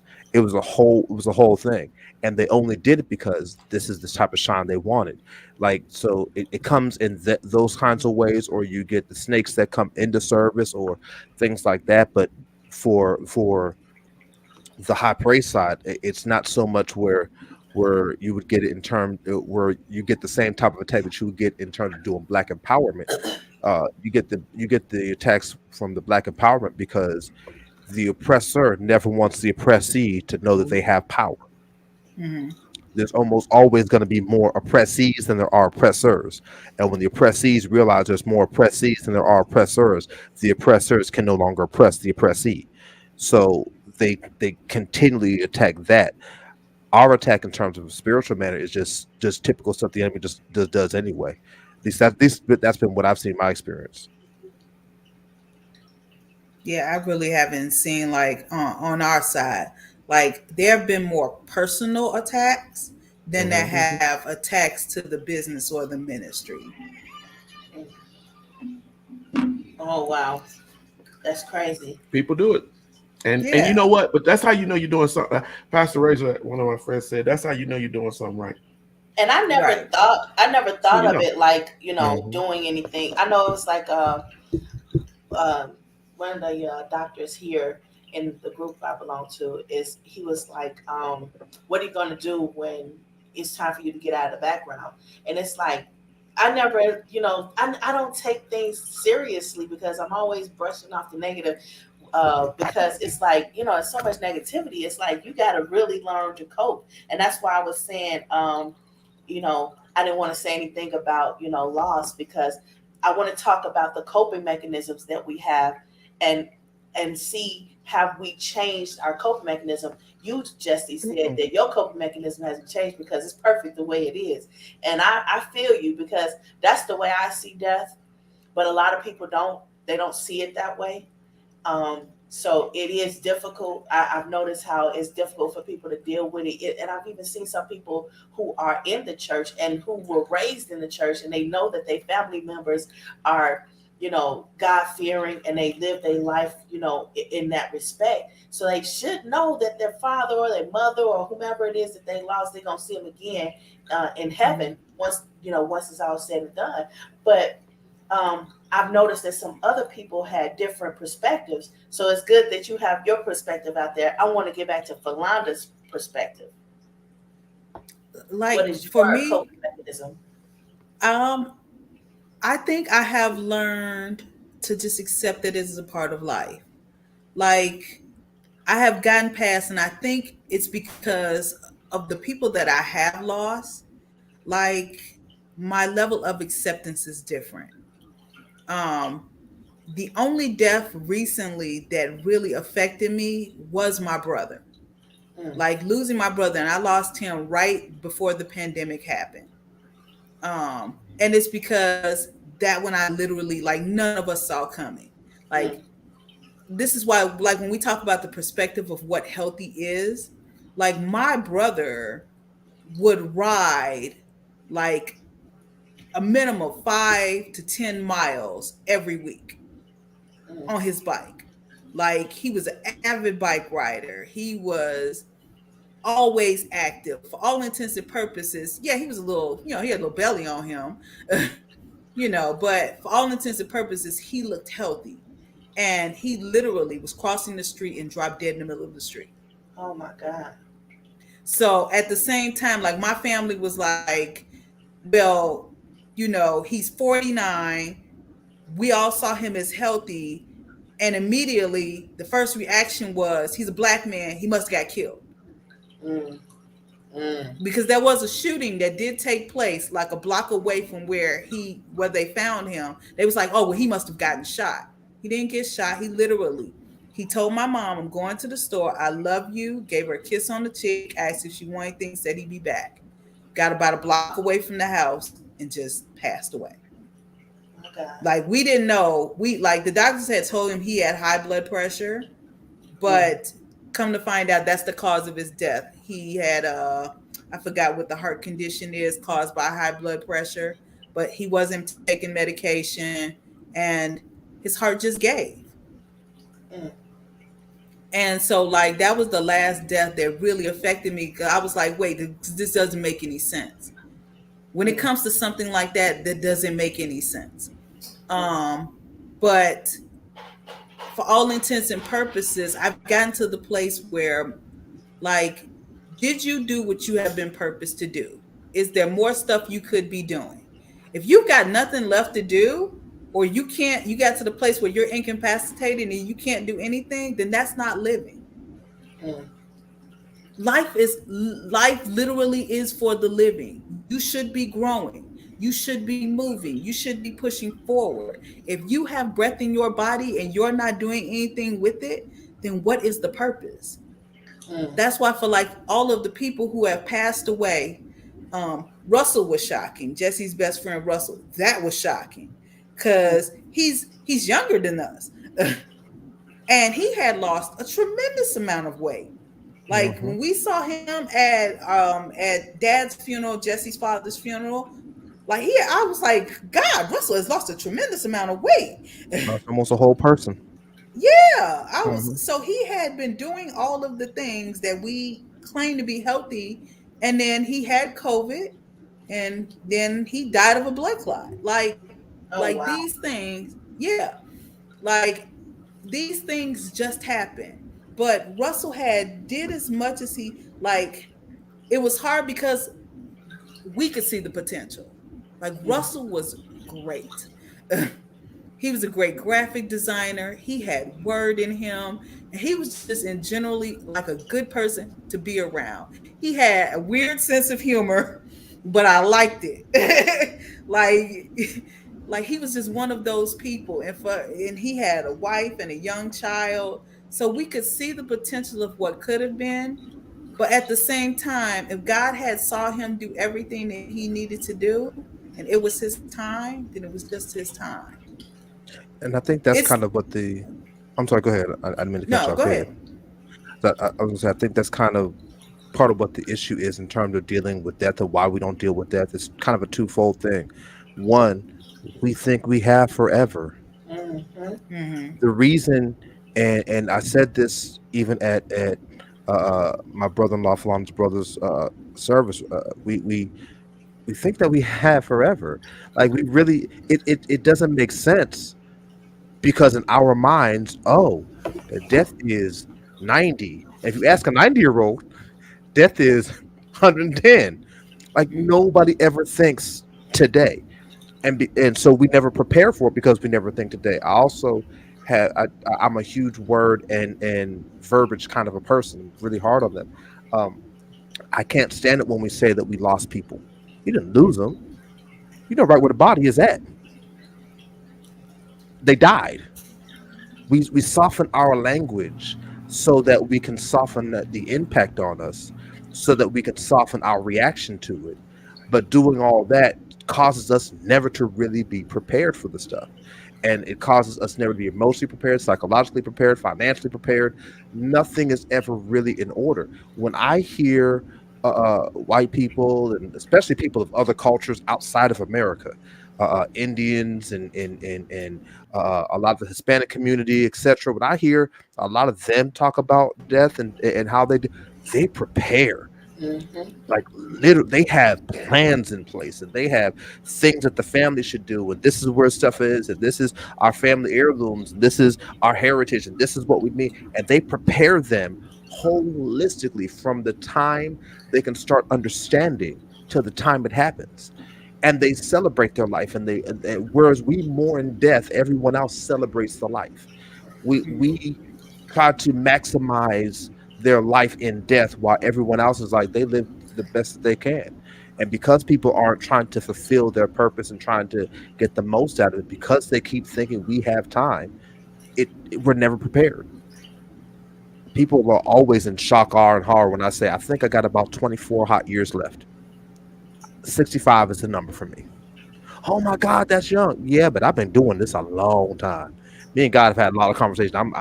It's a young age until you understand how long I've been doing the things I've been doing and how much. By the time I'm 65, if I haven't gotten just about everything done that I need to get done, I probably ain't gonna get it done.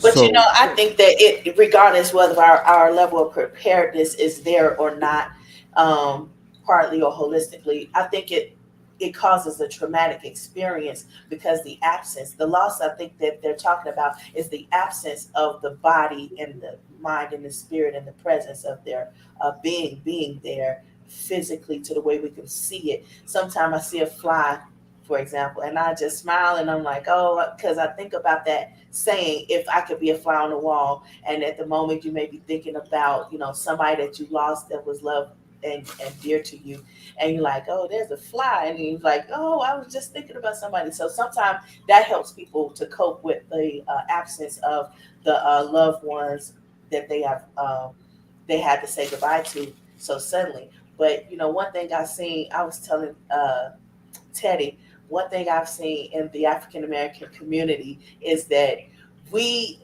are some crazy people, because we'll take all of this depression, all of this sadness, all this traumatic experience, put an upbeat tempo to it, and invoke the name of Jesus and start shouting and get the Holy Ghost off of it. And it's like, that was supposed to bring you down. That was supposed to end you. That was supposed to stop you. And instead, you went and put a tempo to it and started dancing and shouting to it and caught the Holy Ghost. And now you feel good. For example, what's their name? Ricky Dillard has this song. What is this? He has this song, All of My Help. Y'all got to get that. Oh yeah. I know the song. If y'all ain't got that song, y'all don't know. That whole song is they talking about they're down and they're out, and it's like, I can't find nobody else and I don't have nothing. And that's the sort of thing, people were jumping out of stock market when the stock market crashed. People were jumping out of buildings and whatnot, because that's very same thing. I don't have anything. I don't have nowhere else to go. But, African Americans, they put a beat to it. And and that song right there, have you seen it online? I've heard. I haven't seen it online, but I've heard the song. Yeah, Ricky Dillard is one of my all-time favorite gospel artists. I love Ricky.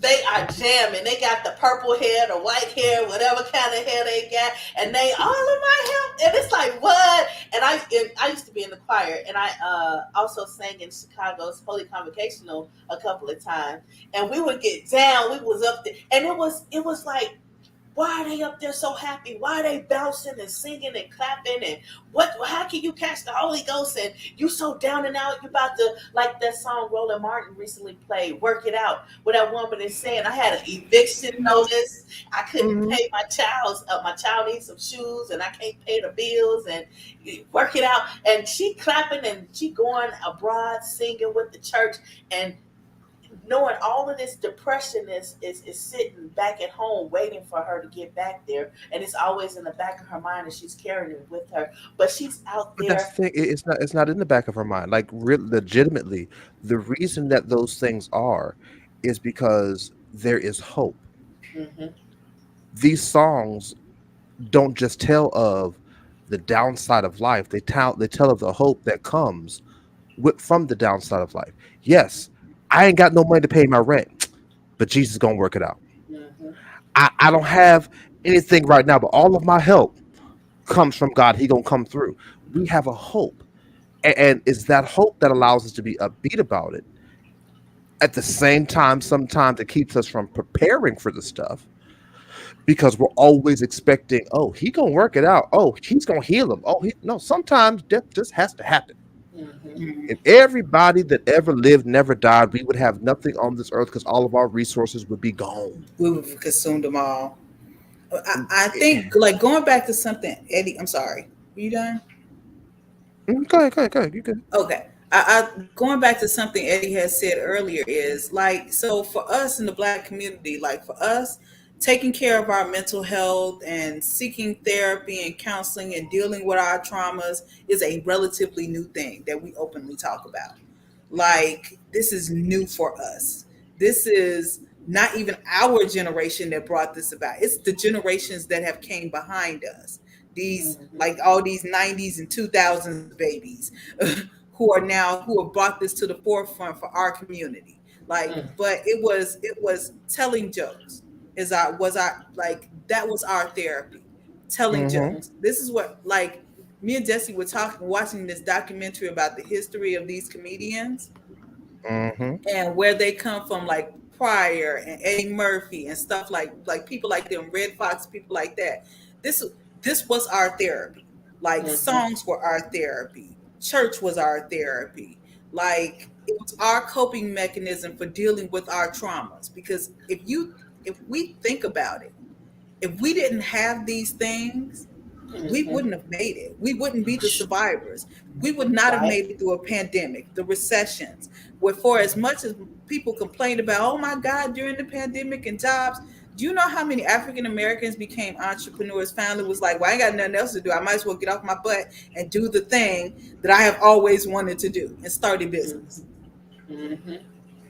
Like, how many people, like, it forced us, it took away excuses of I got to Mhm. go to work in that 9 to 5 job to I'm now back in survival mode, and so I might as well take a chance because I ain't doing nothing else. I'm sitting at home with my TV and my refrigerator. What am I gonna do? And these bills are still coming. But this, back then, that was our therapy, and we still lean into that today.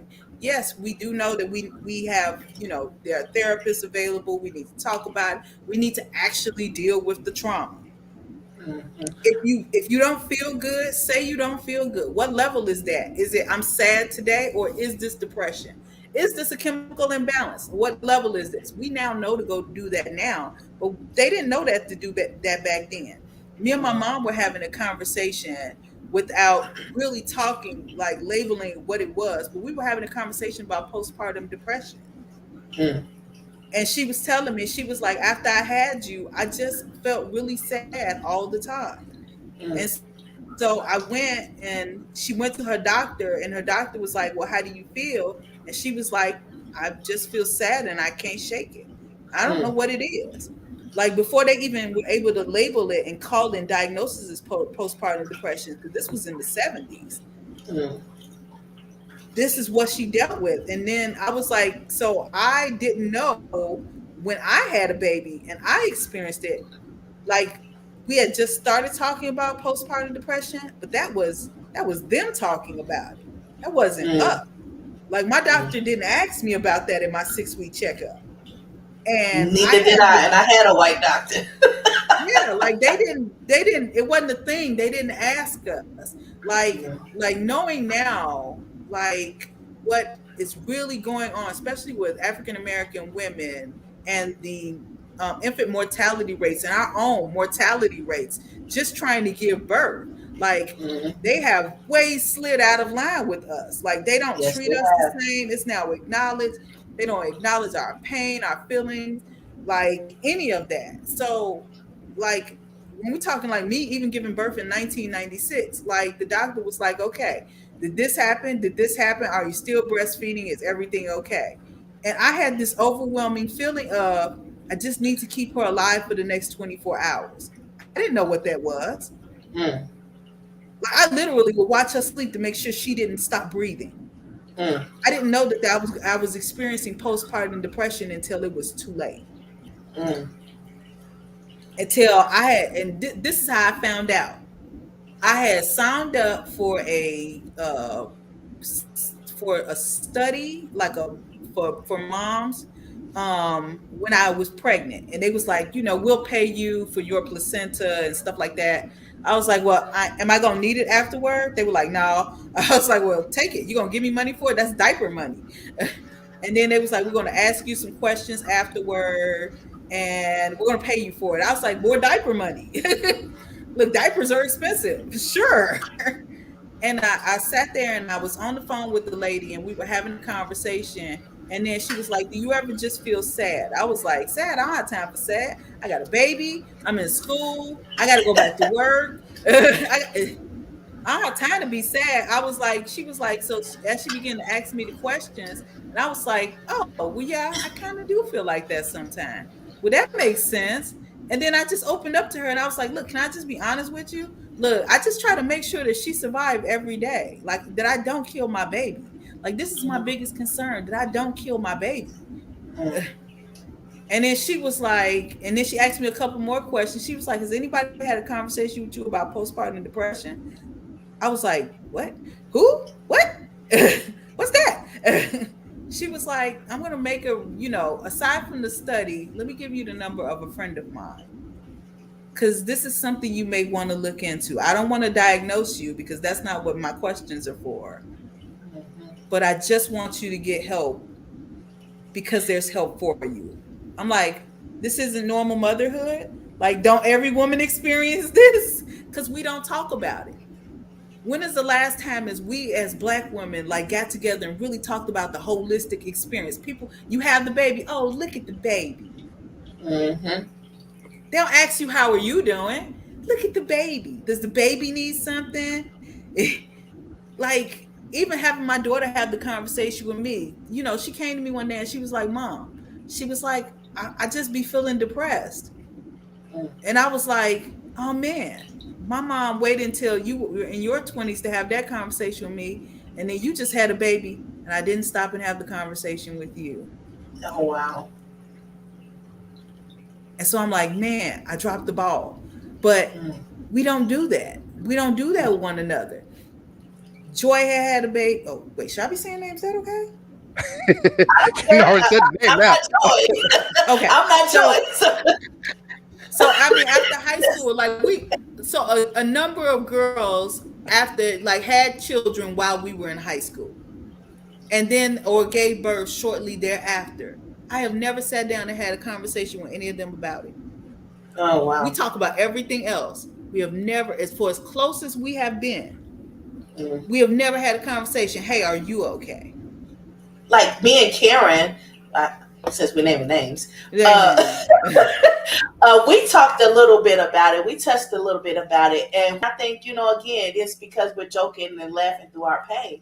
But I think maybe we should try to get, I don't know if Karen would do it, but Karen and Joy on and let's talk about that because, yeah, especially considering this Roe v. Wade thing where a lot of women, they're pregnant and they're scared.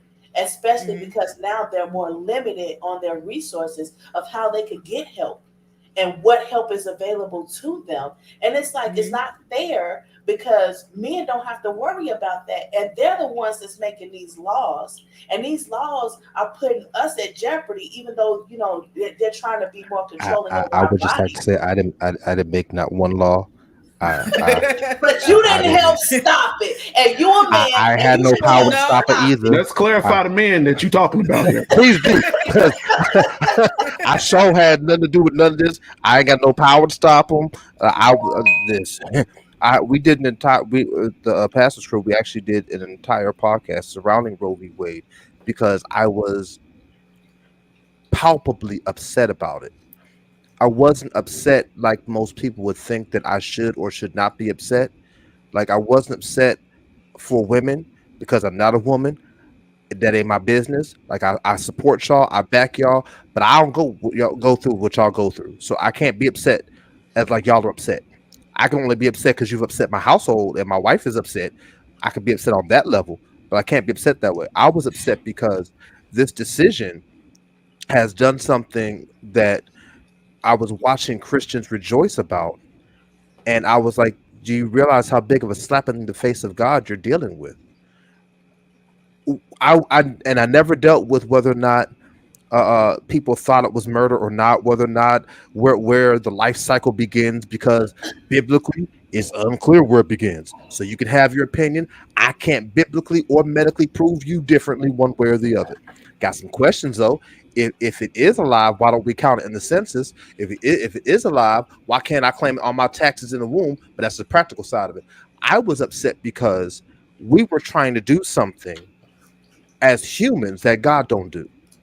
We were removing choice. God gave me the ability to choose whether or not I'm gonna be saved or not. He gives me the ability to choose every day whether or not I'm a sinner or not. There are consequences to it, but he allows me to choose the consequence. Free will.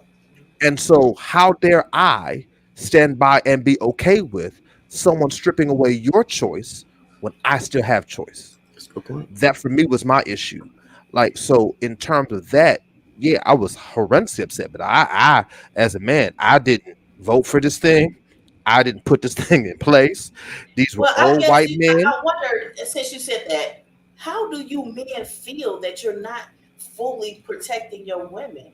Because that is a lack of protection when we don't get a chance. Like I saw in the news, this young man, it was a white couple, and the man felt some type of way because he couldn't protect his wife because she was in a situation where she was pregnant and she needed to get rid of that baby because it was killing her, and the laws were unclear as to if this was allowable for the doctors or not.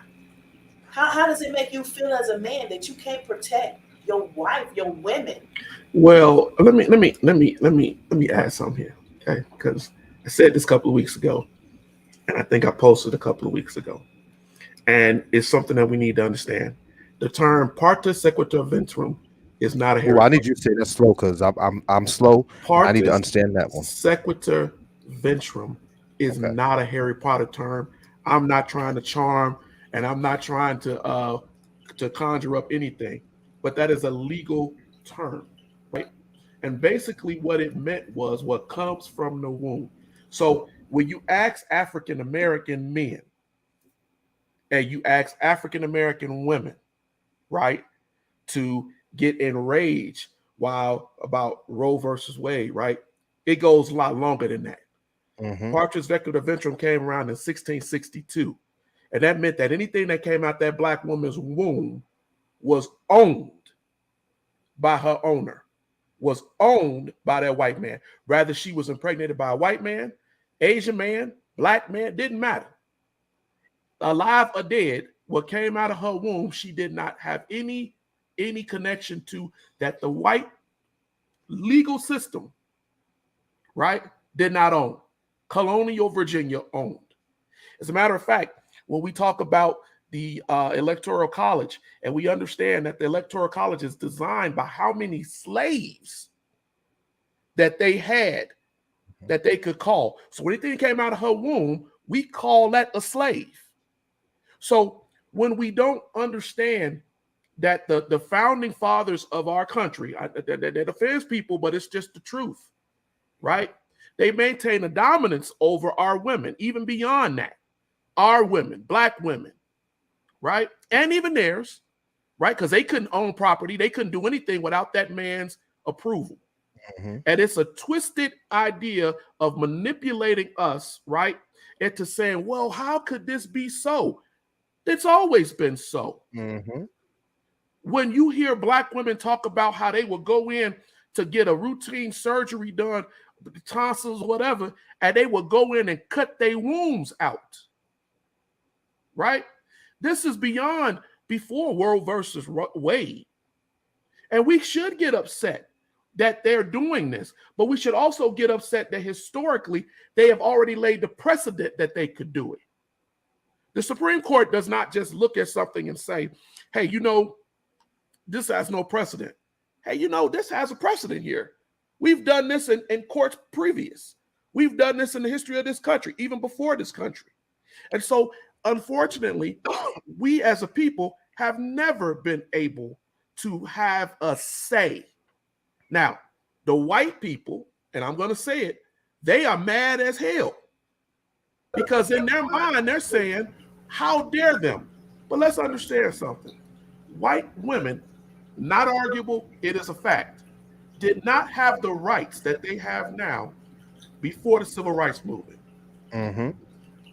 The very nature of the bills and the things that have been written in this country for African Americans established and gave white women a better established place in the law. That's why we started to see people in the 70s and 80s, women start going into the workforce, because before that, they could be discriminated against and kicked out without any problem.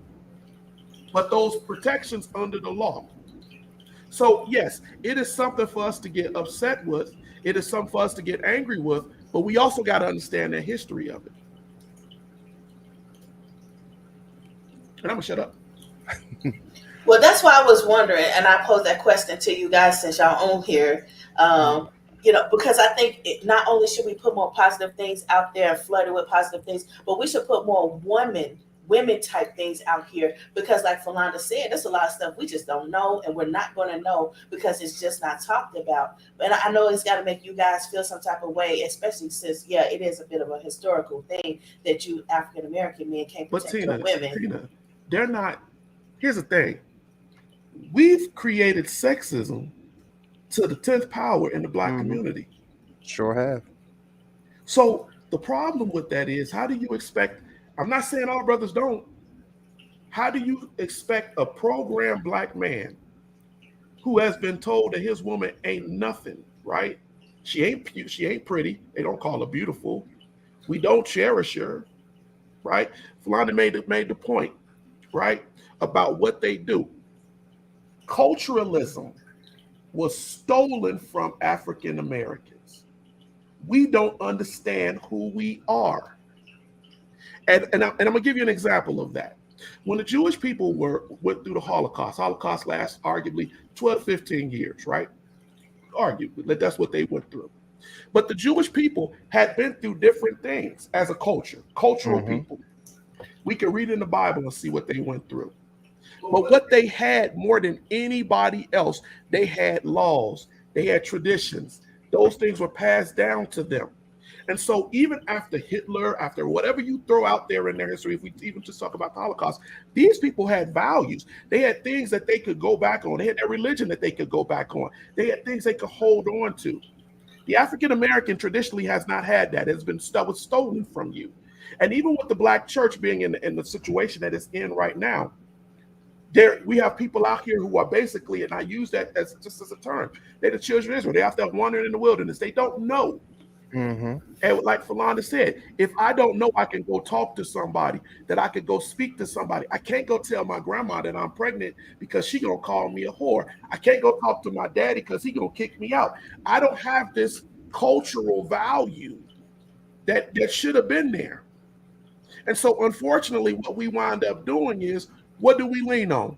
We lean on American, corrupt, predominantly supremacist white values that do not set us up in a good place and really weren't designed for us. We are convinced by people that, well, your people.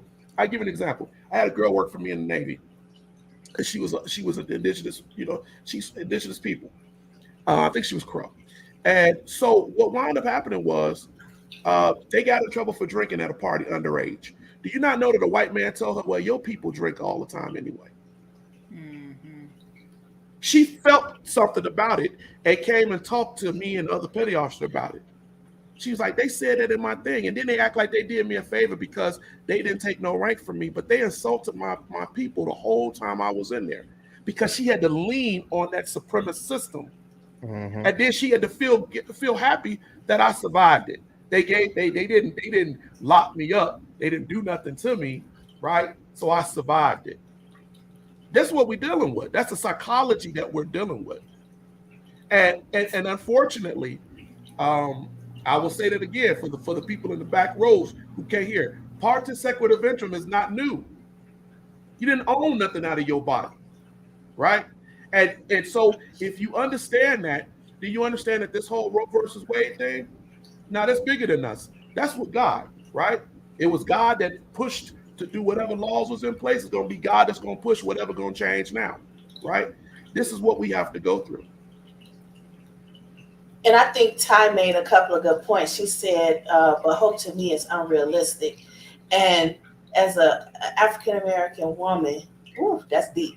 And she says, people think they praise out of everything. No work is required. That thinking has corrupted the mindset of the church. And she says, we always get upset at others when they treat our own just as bad. And those are some very powerful statements, especially coming from an African American person, because that is the perception that we do give. We just teach wrong. Like it. That's the best way I know how to put it. And Falana knows me. I despise bad teaching and despise bad doctrine.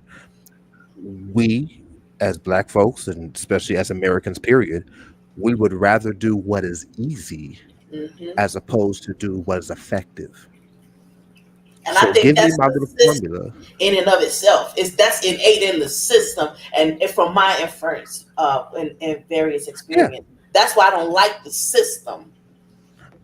but that's legitimately what it is. It is we uh if you give me my little formula and I can go 1 + 1 = 2, I'm happy. Give me basic mathematics. Don't give me quantum physics. Don't give me, and more importantly, don't give me something I have to do. Oh, praise. Oh, I can even fake that. Hallelujah. Let me hit this real quick. I'm sorry. I didn't I've hit. seen, Go I've ahead. I didn't. seen Go it. ahead. I've I'm seen trying to it. back myself up just a little bit. I'm trying to. I have Ooh, seen it, and it floors me, because I'm like, I can understand little kids, emulating what they're seeing, but when you have people, now I've also seen adults, and sometimes God be like, well, you're gonna keep on playing with me, and I'm gonna hit you, and it'll hit them, and it'll fall on them so heavy they don't know what to do. But I've seen it to the point where it's beyond that. It's to the point where it's more of a mocking, like a joke. but the difference is when it hits when we are so called playing with it. It's not a play. God's looking at the heart and seeing the heart is open and sincere. That's why he can come in. The everything else is the mockery. We again we want to do what's easy. We to the point we don't like to understand things. If you ask the average Christian, especially a Black Christian, you say, what's the highest praise? Hallelujah. No, it's not. Shabbat. Hallelujah doesn't is a command. It's not a praise, it's a command. It means to literally praise the Lord. So when I say hallelujah, I'm telling you to give God praise. Praise ye Yah is what it literally means. But we've taken that and made a cute little cliche so that we can go ahead and have that as opposed to actually doing the work. We want God to do everything for us, or we want America to do everything for us, or our mamas to do everything for us, And you got or a a point. job to That do that everything that for us. brings in that spirit, because it's attached to that, and they don't quite know what that is, because there's a translation there that we're not privileged to. Now, So I what wouldn't even is? say we're not privileged to it because, especially not 2022, Google's a thing. And I learned that hallelujah was not the highest praise in 1990 Mm. before Google was a thing. So for a lot of things that we like to say or try to use as an excuse can no longer be used as an excuse. But again, we like what's easy, And and what so is we the teach the highest easy. praise? The highest praise is your obedience. Mm. Yeah. We Okay. want the highest praise to be something we can say. Highest praise is your obedience. Is the thing that God requires the second most from you. The first thing that God requires the most from you is a willingful praise and worship. The second thing he requires the most from you is your obedience.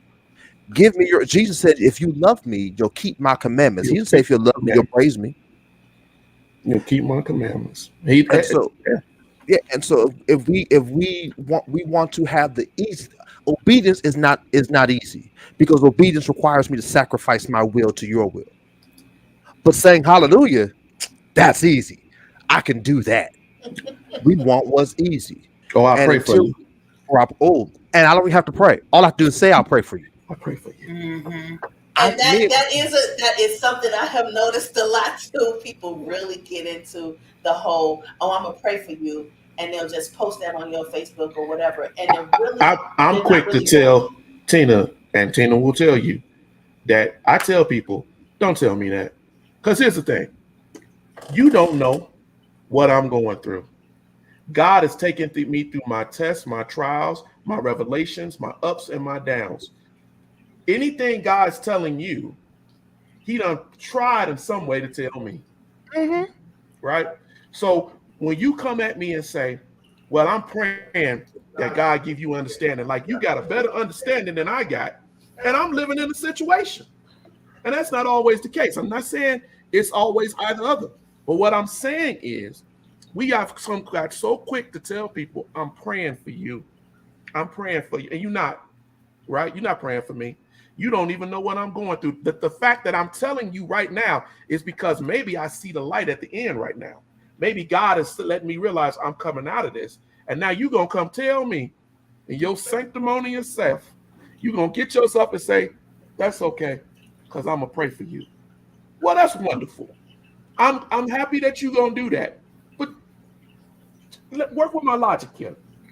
If God is your father, he is my father, and I am keeping God's commandments, and I am trusting God and doing everything God told me to do, why would a father go around you, right, to go talk to your brother, your sister, to say, hey, go tell Eddie that I'm gonna listen to what you saying.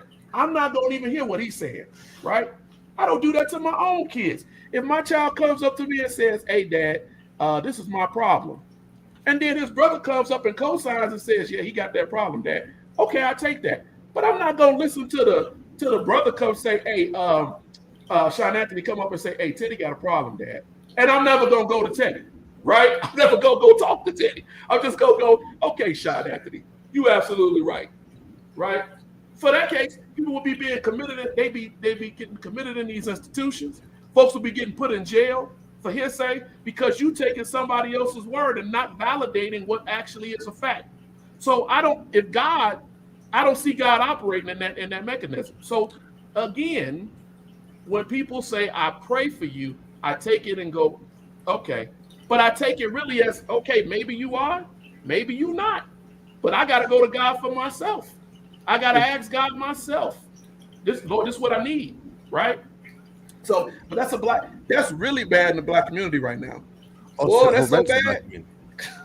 And the reality is they're not praying. They do it as a way to shut you up or to make you and themselves feel better. People are shocked when, if I say I'm praying for you, I'll pray for you. I stop right there and I pray for you. But prior to me praying for you, and this is what gets me in trouble with a lot of Christians because they don't like me, I will say first, before I go to God and pray for you, or excuse me, pray with you, because I'm not praying for you. I'm not fighting no battle for you. I will fight with you. This is your fight. I can't fight your fight for you. So I fight with you. What are we praying about? Because the Bible teaches that if any two or three agree, I can't agree with what I don't know. That's my first problem. The second thing is and I taught this when I was in Columbus, when I was dealing with prayer. They asked me to do a message about prayer, and I was dealing with when the disciples asked Jesus, Lord, teach us how to pray. And I said the thing what people don't understand about the context of that passage is, first of all, the disciples knew how to pray. They were Jews, devout Jews from birth. They knew how to pray. The reason they asked Jesus to teach them how to pray was because they recognized there was something different about his prayer than theirs, and that was that God was responding. There was a 400-year gap from Malachi to the time of Jesus where God's voice was never heard. His move wasn't heard, wasn't seen. So Jesus prayed, and God responds, oh my God, what are you doing different? Lord, teach us how to pray like you pray. So he says, when you pray, praying like Mary, and gives them the model for prayer. We have parlayed that into what I'm going to do. Instead of doing what the disciples did, say, Lord, teach me how to pray. In other words, help me get a relationship like you got. I'm just going to put it on you to pray because you can get prayer through and I can't. This is where we get intercessory prayer warriors, which is not a biblical thing. I just want you to pray so I ain't got to pray. Because again, we want to do what's easy. Somebody go get off here. So, because you said intercessory prayer, and I just recently, that's a thing. That's a thing that people are doing. Is intercessory prayer. Oh, yeah, preparing people to do that. Yeah, but that's like what Ty was saying earlier. That's because people just don't want to do the work. Like, you don't want to do the work yourself. That means, and let's be honest, when people come to me and they be like, "Can you pray for me?" What we praying about? And then, look, first of all, is this something you've actually dealt with? Can we talk about that? Have you actually started dealing with the situation? Yeah, they don't want to hear because we try to put everything on God, that God needs, like, he gonna come down here, he gonna go in your kitchen, he gonna look what's in your refrigerator, he gonna go to the job for you, he gonna make the money, and then he gonna go to the grocery store, and then he gonna put the food in your refrigerator. No, he is giving you provision by giving you the job. Get off your butt and go to work. The same thing with prayer. If you don't got a relationship, first and foremost, he gonna be like, who you want me to, who? That's I don't know them. That's a stranger to me. Who is that? Who is you talking about? So you need to have a relationship for yourself. I pray with you, and then we're gonna talk about it. At some point in your prayer, there needs to be some repentance. They leave that part out. Go there, right? Can we be accountable for your part in the action, the thing that you need deliverance from, the thing that you need help with? Can we be accountable for your part where you dropped the ball as a person? Can we talk about that? And then some sacrifice, because you don't want to give up nothing that you're doing. Right. And you know you did wrong. And I cannot support you. I can't back you. And you are not even trying. I'm not going to back you in your foolishness. That's like, look, and please don't. I hope nobody ever come test me with this one, because they going to get a rude awakening. They be like, are you sure you saved? Because my response ain't going to be that holy. Can you just pray for me that he just go ahead and leave his wife because they don't even love each other no more? Oh my God. For Christians do that. Christians. Backhand you from all the way. That would be a Steph Curry shot, that hand coming down. If you lost your mind, I'm not agreeing with no mess with you. I'm not gonna do that. But people be like that. I'm like, no, sweetie, how about you stop doing what you're doing? You got a problem with anger? Stop letting everything get to you that bad. Get away from around them. Don't be around the people. Situation. Yeah.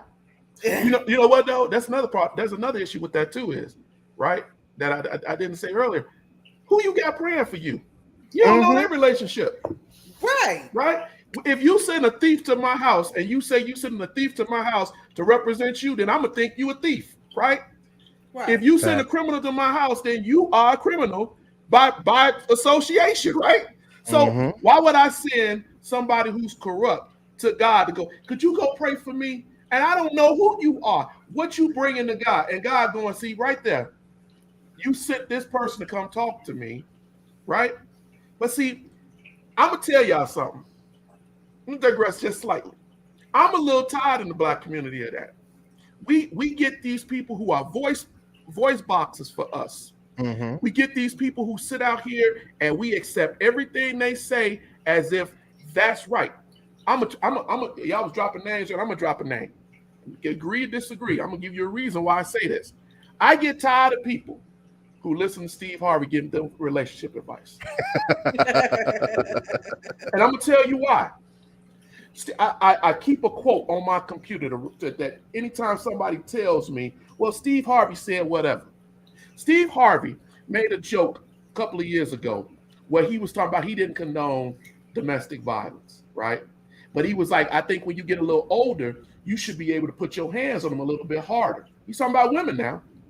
He's talking about women, right? He said you should be able to shake them, hit them, and then if you're curious about it, what you need to do is go check your local law. Can I choke her? Can I shake her? Can I hit her? Right? Find out what you can get away with so you know what you can pay off. That's Stevie Harvey that said that as a joke. Now, here's the thing. Steve Harvey will sit there and tell these women, think like a man. He'll sit up here on this talk show and his little shows, and he tell these women, they eat it up. Oh, Steve Harvey told me that that's the reason why my man is this way. And I use Steve Harvey as an example because one of the things is we let these people misrepresent us. Because here's the thing. When he's sitting out there and he's accepted by all these different cultures, they perceive that what Steve Harvey is saying is a reality for Black people. And it's dangerous when we co-sign it because they say whenever he goes to go shoot up for a different show, I was laughing because they took his show off the air, right? I was like, well, they took his show off there because he wasn't getting no ratings. But wait a minute, he went and got another show because what did he do? I know this from marketing. He went and said, this is the Black audience that I have.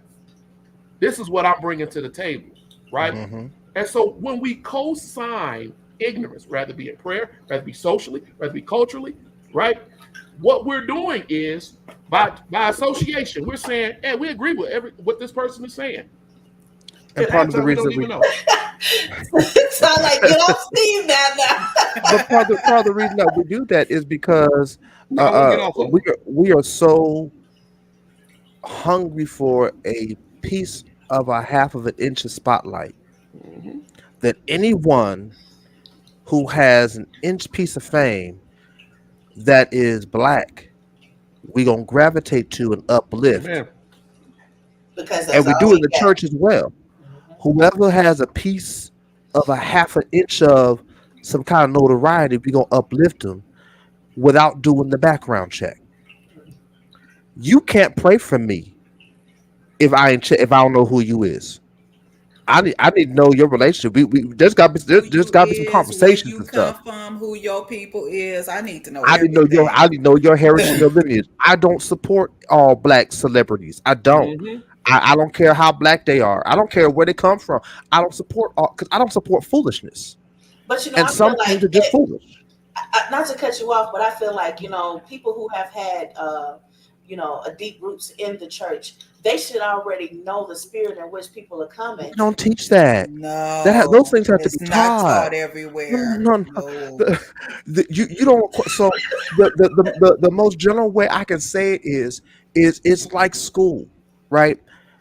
We would think that everybody knows 2 plus 2 is 4, Mm. forgetting that you had to have 5 years of someone teaching you 2 plus 2 was 4 before it was embedded here. You knew it by like maybe second grade, but it was embedded by the fifth grade, right? So it's about 5 6 years of 2 plus 2 was 4. Mm-hmm. But In the church, we say, people are born with innate discernment. So we already, as a well, baby, you know well, what No. here's the somebody thing: is. you can be born with that discernment, right? But it still has to be cultivated.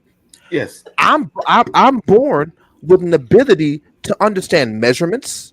I have a capacity. My brain has a capacity to work to understand measurements and all this type of stuff. But what you don't want me doing is baking for you.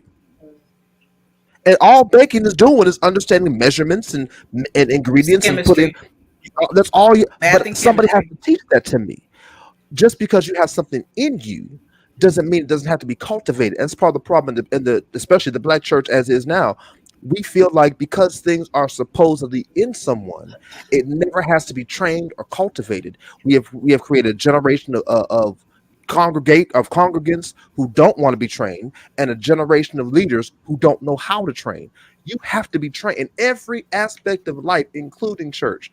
You have to be taught and trained. I have to be taught and trained how to have a relationship with God so that I can hear from Him for myself. So I no longer need somebody to stand in the gap for me between me and Jesus. That's what the pastor's supposed to do. They're supposed to teach you how to have a relationship with God for yourself, not be God in your life, not be your prayer warrior, not be your partner. They're supposed to teach you, I'm a teacher. And once you graduate my class, go on to your next level. That's how it's supposed to work. But someone has to cultivate it.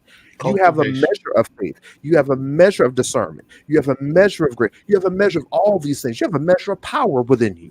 But those things have to be cultivated first for you to recognize that's what it is.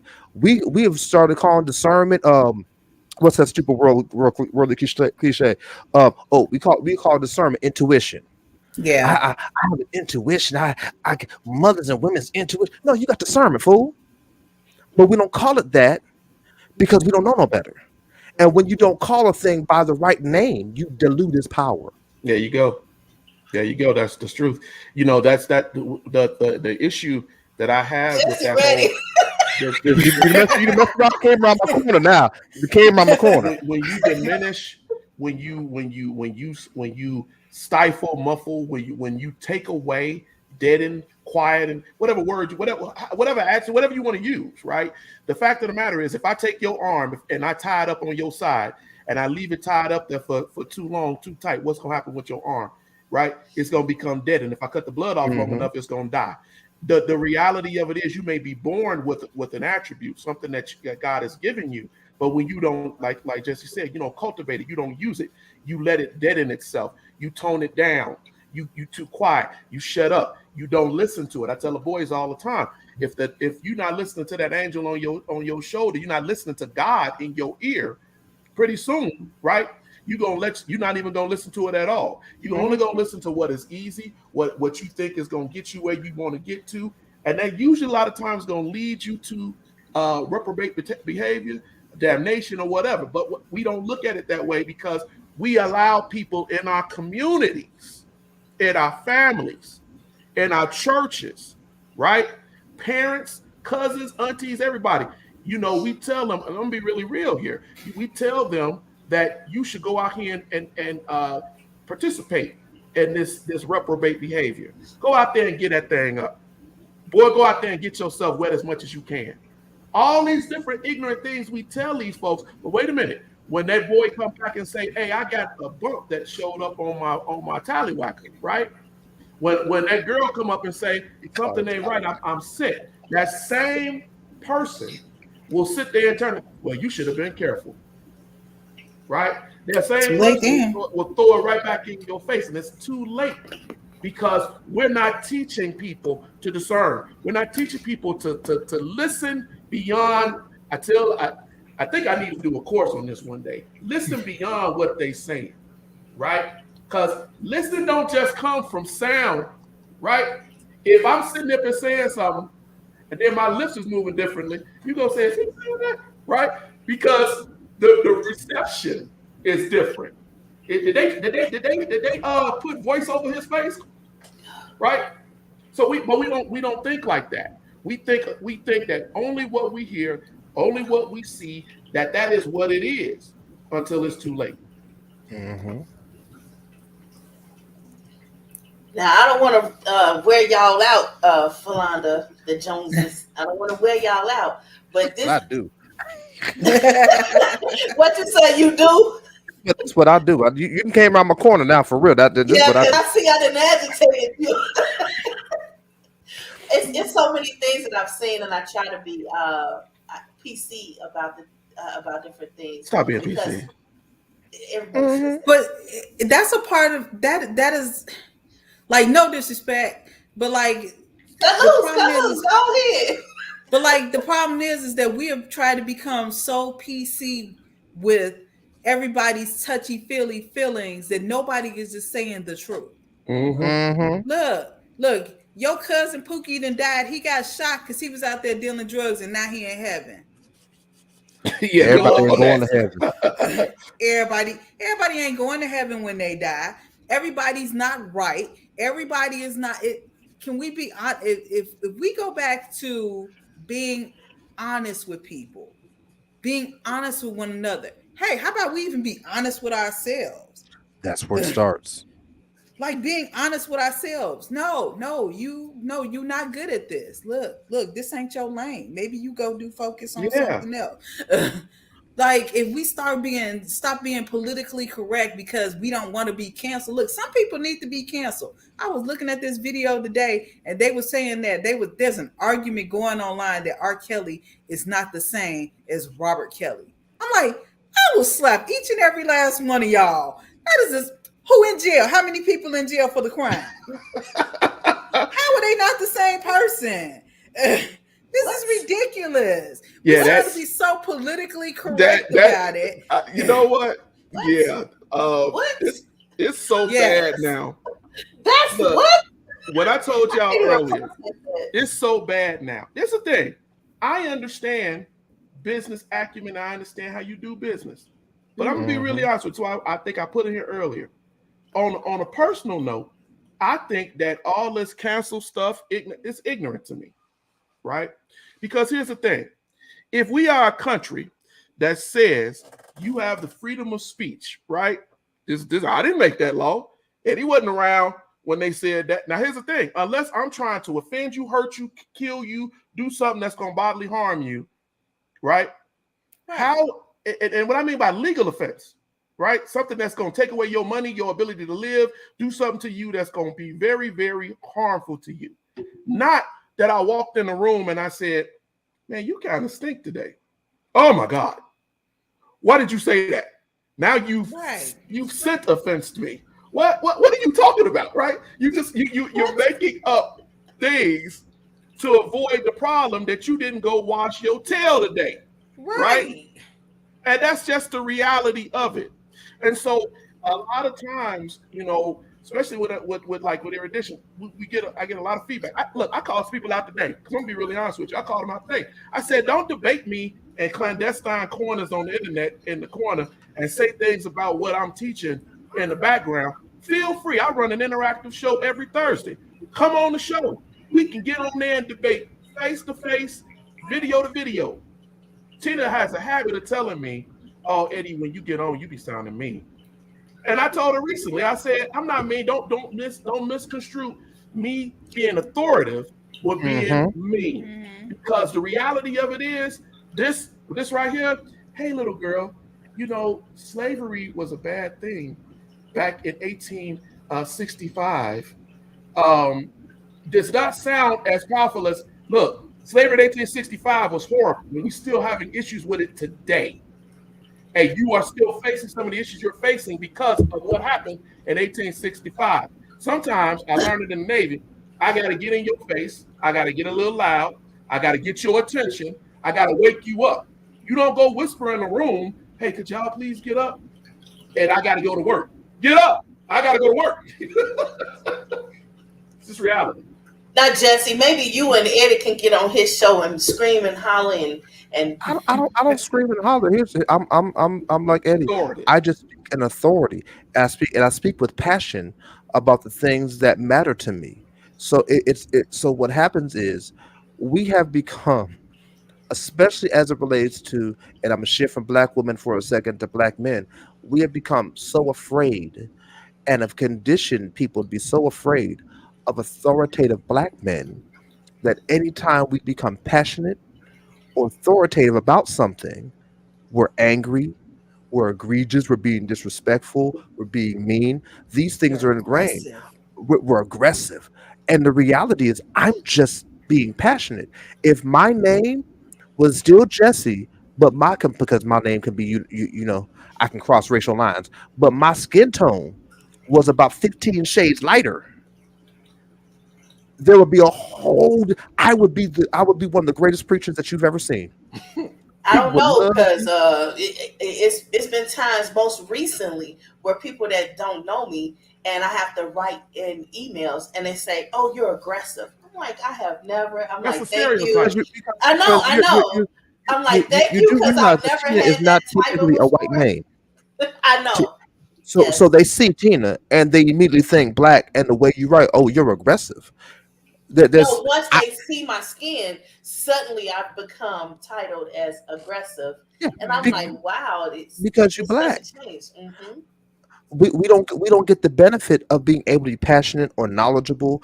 And here's the thing: with true knowledge, with a true knowledge and understanding of something, you become an authority on it.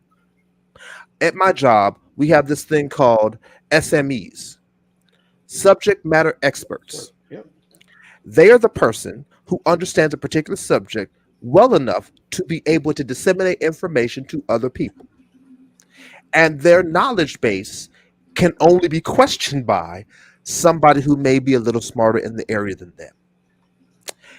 That doesn't happen in the black community, and especially not in the black church. Come on now. I have done this for 30 years. I've been teaching, preaching, studying, dealing in the Word of God for 30 years.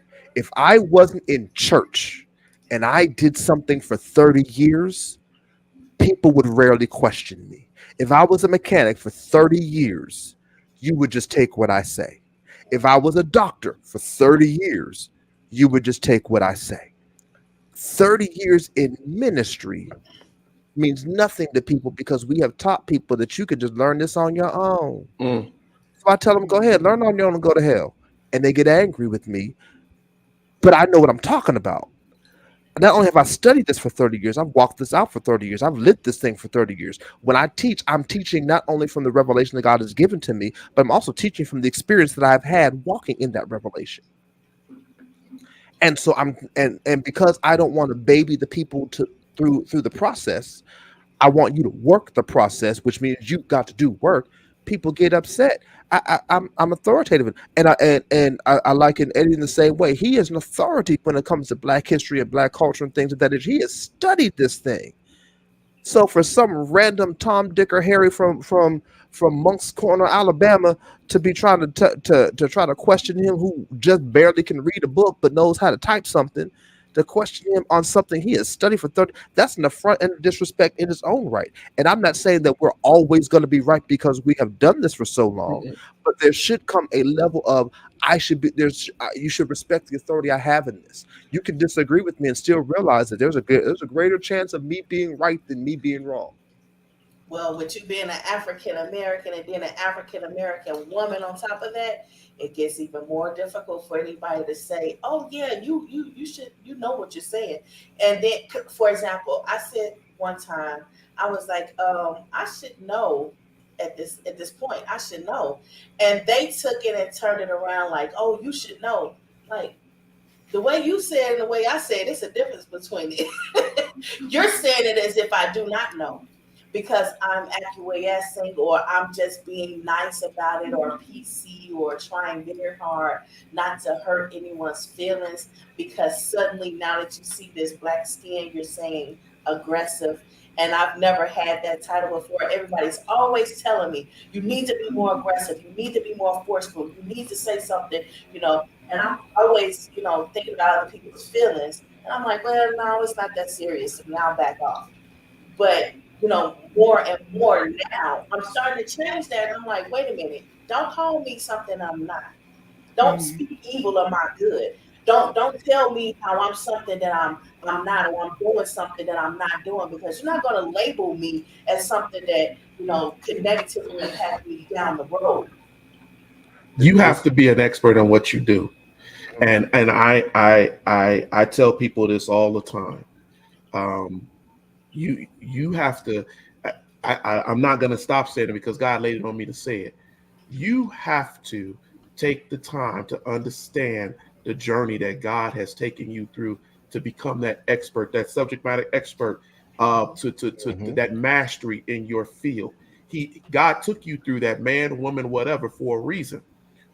I heard you all talk about earlier during the episode that African Americans and heart disease.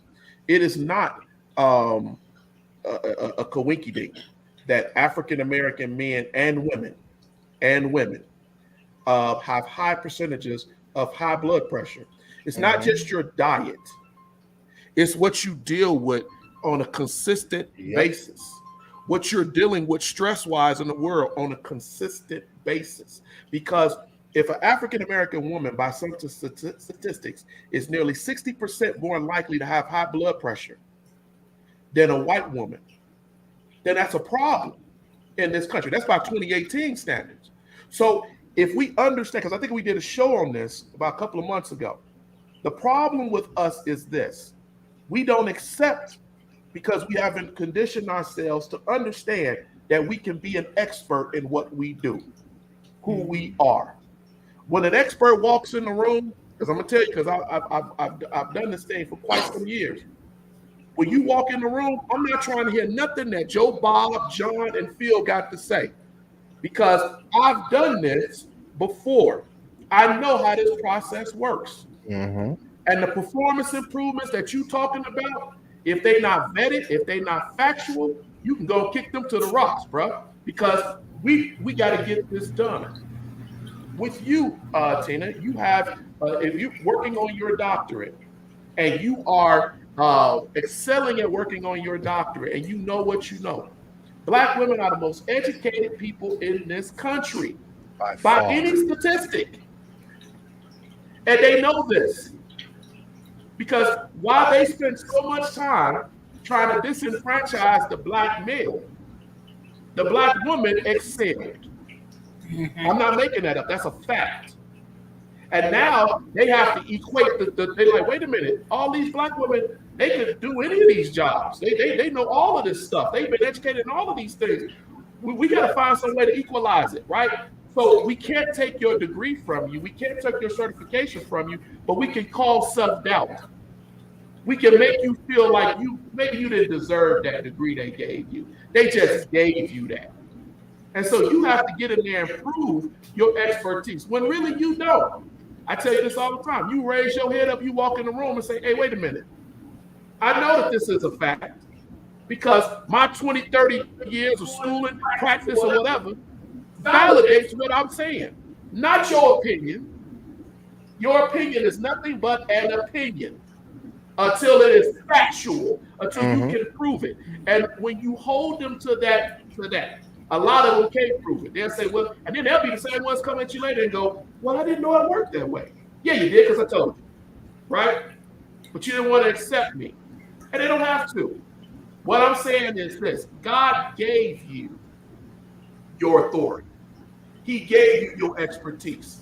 He took you through every step that you had to go through, every tear you cried, every paper you had to write, everything you did on that job, the times when you failed rebuilding that engine. I don't care what you did. The times when you was working as a plumber and the toilet overflowed. You still an expert. And when you walk in the room, the people who recognize you as an expert will move to the side. Let that person through because they know what they're doing. And those who don't, you move, excuse me, I'm here to do my job. That's what we got to understand. And we'll reduce that stress. We won't be dying so young, right? We won't be feeling like we holding in. What did Paul Laurence Dunbar said? With that veil that we wear, that lie that we wear in front of them. It still affects us. We got to stop that. We got to go beyond that. You are an expert at what you do. You are gifted. Young, gifted, and black. That's what they used to tell the little kids back in the day. That's a fact. And not only that, to me, one of the things we as a people absolutely have to stop doing, because I heard you say this as well, is stop caring about other folks' feelings. Come on. Your feelings is your feelings. It's not my problem. People That's say your that, but it's true. Your feelings is a personal problem. That ain't got nothing to do with me. I'm not obligated to have concern for your feelings. Your feelings is your feelings. You deal with your feelings. Right now, we're dealing with a subject that I am an expert on. So if you in your feelings, sounds like a personal problem. Grow up and learn how to deal with your feelings, or get out of my way. But that got nothing to do with me. I'm not concerned about your feelings. I'm not concerned about your thoughts. I'm not concerned about your opinions. This is where I live. And when you stop making yourself responsible for how other people are going to respond to you, and stop making yourself responsible for the care of how they feel, you remove a whole lot of burden from yourself, a whole lot of stress. I took the bump it all pill that they gave another name in the world. I took that at age 7. I have not cared about somebody's feelings since age 7. Me and my wife, when we first started dating, I offended her to the hilt with a statement that she is starting to realize. Well, she's past starting to realize it now. She sees it better. She still deals with it, but she's a lot better with it now than she was. What's the statement? So we got into an argument, and we were in the middle of kind of almost reconciling. And I said to her, "Your happiness is not my priority." And she was like, "Oh my God." See your face? See? And here's the reason why. I ain't responsible for your only you can make you happy. My job is to contribute to your happiness. But I can't contribute to something that's not there. You have to be happy first and allow me to be a contributor to it. If I am a contributor, it's not my priority. It's something I just do. And it took years and a bunch of other folks saying something similar for her to realize, oh, well, he didn't mean it in a harsh way. It doesn't mean that I'm not concerned about your happiness. It means your happiness is not my priority. I gotta make me happy. You gotta make you happy. And then I Okay, contribute because to your happiness. this is the reason why I look like that, because it's like, this is the thing about marriage, right? marriage. I'm not talking about any other relationship.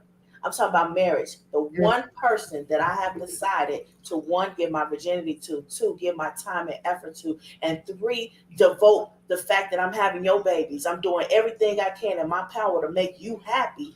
Don't you ever tell me it ain't your job to make me happy, because I'm already giving my all. And as far as biblically is concerned, you as the head, I'm putting you ahead of me. I'm subjecting myself to Mhm. be so subordinate that I'm laying under you and submitting fully to you, and everything holistically. It's not just about physical and then you put that in one category, and mental you put that in one category, and no, it's holistically. So if Mhm. I'm giving my all, I'm praying for you, I'm going to bat for you, I'm making sure you got your health, your well-being, your hair down from the crown of your head to the sole of your feet.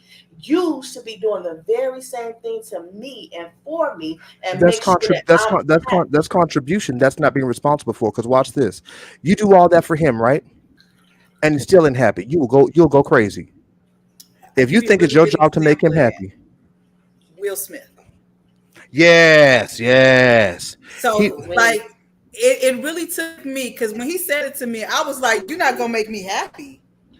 Who because are you that's what talking folks to? hear, and Well, that's what not what you was here said. for?" Because to be honest with you, I can do everything, and I do mean everything else by myself. I got me. And well, I got me. I don't need you for nothing. I got me. So if you're not planning on making me happy, we got a problem. And then I sat up there. It really hit home with me. Like it took me over the course of time. And when it hit home with me is I sat there and I listened to Will and Jada talk about their marriage and how much stuff he did. And I was like, oh well, any woman want that. Any woman want that. Any woman want that. And she's still not happy. mm, She's still not mhm, happy. And let me be honest with you. She is one of those people who will never be happy with him. She was not happy when they got married. She is not happy now. And now she's a part of the BB Club. And I'll just censor it like that. what club is that? the bitter, bitter, the bitter. female dog Oh, club. Yeah. okay. Oh, okay. Yeah. And at this point, she don't even want to leave because she's had the option to leave. Mm, She's not a slave. She could get out of this marriage if she wanted to, mm, but she's choosing to just be unhappy and to make him unhappy mm, in the middle of it. Because I misery was like, loves so, company. mm, right. So at this point, like, this is a really good example of if you're not happy, a person can't make you happy. I don't care what they do. He bought a house, car, land, trips, bags, everything. He He did didn't buy a house. He everything. bought a whole estate. He bought an They a estate. compound they have And named she said, after her. and wow. and this let me know. She said, I wanted none of that. I wanted none of that. I really wanted my little farm and to get out of the Hollywood spotlight. I wanted none of that. This one party he threw That's for, I think it was that's for her odd 40th because birthday she the one party. made the red table. So, Yeah, but she said that on Red Table Talk. She wanted none of that. Hmm. but if she didn't want any of that, then she would not have went out and made the red table talk when she wasn't This, even in the spotlight anymore. no, she did that so she could begin to spew all of her, to get Hmm. out what she was saying behind closed door to him. All this stuff she said on Red Table Talk ain't stuff that she ain't said to him in person. Now she just Hmm. got other people to share in her That's why he opinion. ain't been shocked at all. His face has rarely ever been shocked, except for the This August is all Alsina stuff stuff. she has said. And my thing is, I'm like, if you're not happy, all of this, and you still not happy, he's changed. You still not happy? Why you still with him? That's If right, Ty. It is a personal thing. right, Your Yeah, and so your don't happiness get is me yours. twisted though. I'm not saying that it's his job to make me happy. I'm saying as far as reciprocating, but I was already, my own person before Eddie came along, and before I had to, pick what guy I was going to say yes to, and mhm. that's I think one of the things that women, in my from what I've lived, you kind of feel forced to say yes to somebody, and then you gotta like pick, well, which one of the people are you gonna say yes? And they're always pushing somebody in your face, saying, "Oh, well, you will be good with this guy," or "Oh, you should be with this guy or this guy," and you kind of feel obligated to say yes to somebody because everybody is like forcing you. So that's what I mean by, yeah, you want to be somebody that's going to dedicate your time with me to make me happy. So not to say that, it's your sole responsibility, but it's a reciprocal thing. If I'm doing it, you better But do he like realistically couldn't make, because so I haven't known you as long as him apparently, but I knew you before you were married. I knew you before you were Mrs. Phillips, it. Hmm. and you have always had a sense of joy and light in you. So you came to the marriage with this. Like, and some people just don't. And me going into the marriage, like I didn't like, I really took me to sit back and think about it. I was like, I was good without Jesse. And if Mhm. Jesse left today or Jesse died today, Die because I I ain't could, leaving. I was joking. But it's one way of getting rid of you is you, no joke. But if he wasn't around today, then I still need to be happy. I can't live Mhm. my life in misery. And I think going into relationships, a lot of people think that going into a relationship, and this is a whole nother topic. We had to do this another day, talk about relationships. But going into a relationship, that this a person is supposed to fill in the puzzle pieces that are missing, that exist within you, when you need to be a whole person Yes, before you already. get into a relationship. Because if that's the case, then this person could fill in all these missing puzzle pieces. What happens when they gone? Yeah, exactly. A Like, this half is and a why, half is a like, you whole and see only people who mathematics. are married 40, 50, 60 years and they spouse die and they die immediately after them. Hmm. Hmm. Like, you still have to go on. You still, God didn't, it's great that he puts us together somewhere in the middle of our story, but we can't enter this world by ourselves, and we're going to leave this world by ourselves. What you are accountable for the time in between. You are accountable. What do you do with the time in between?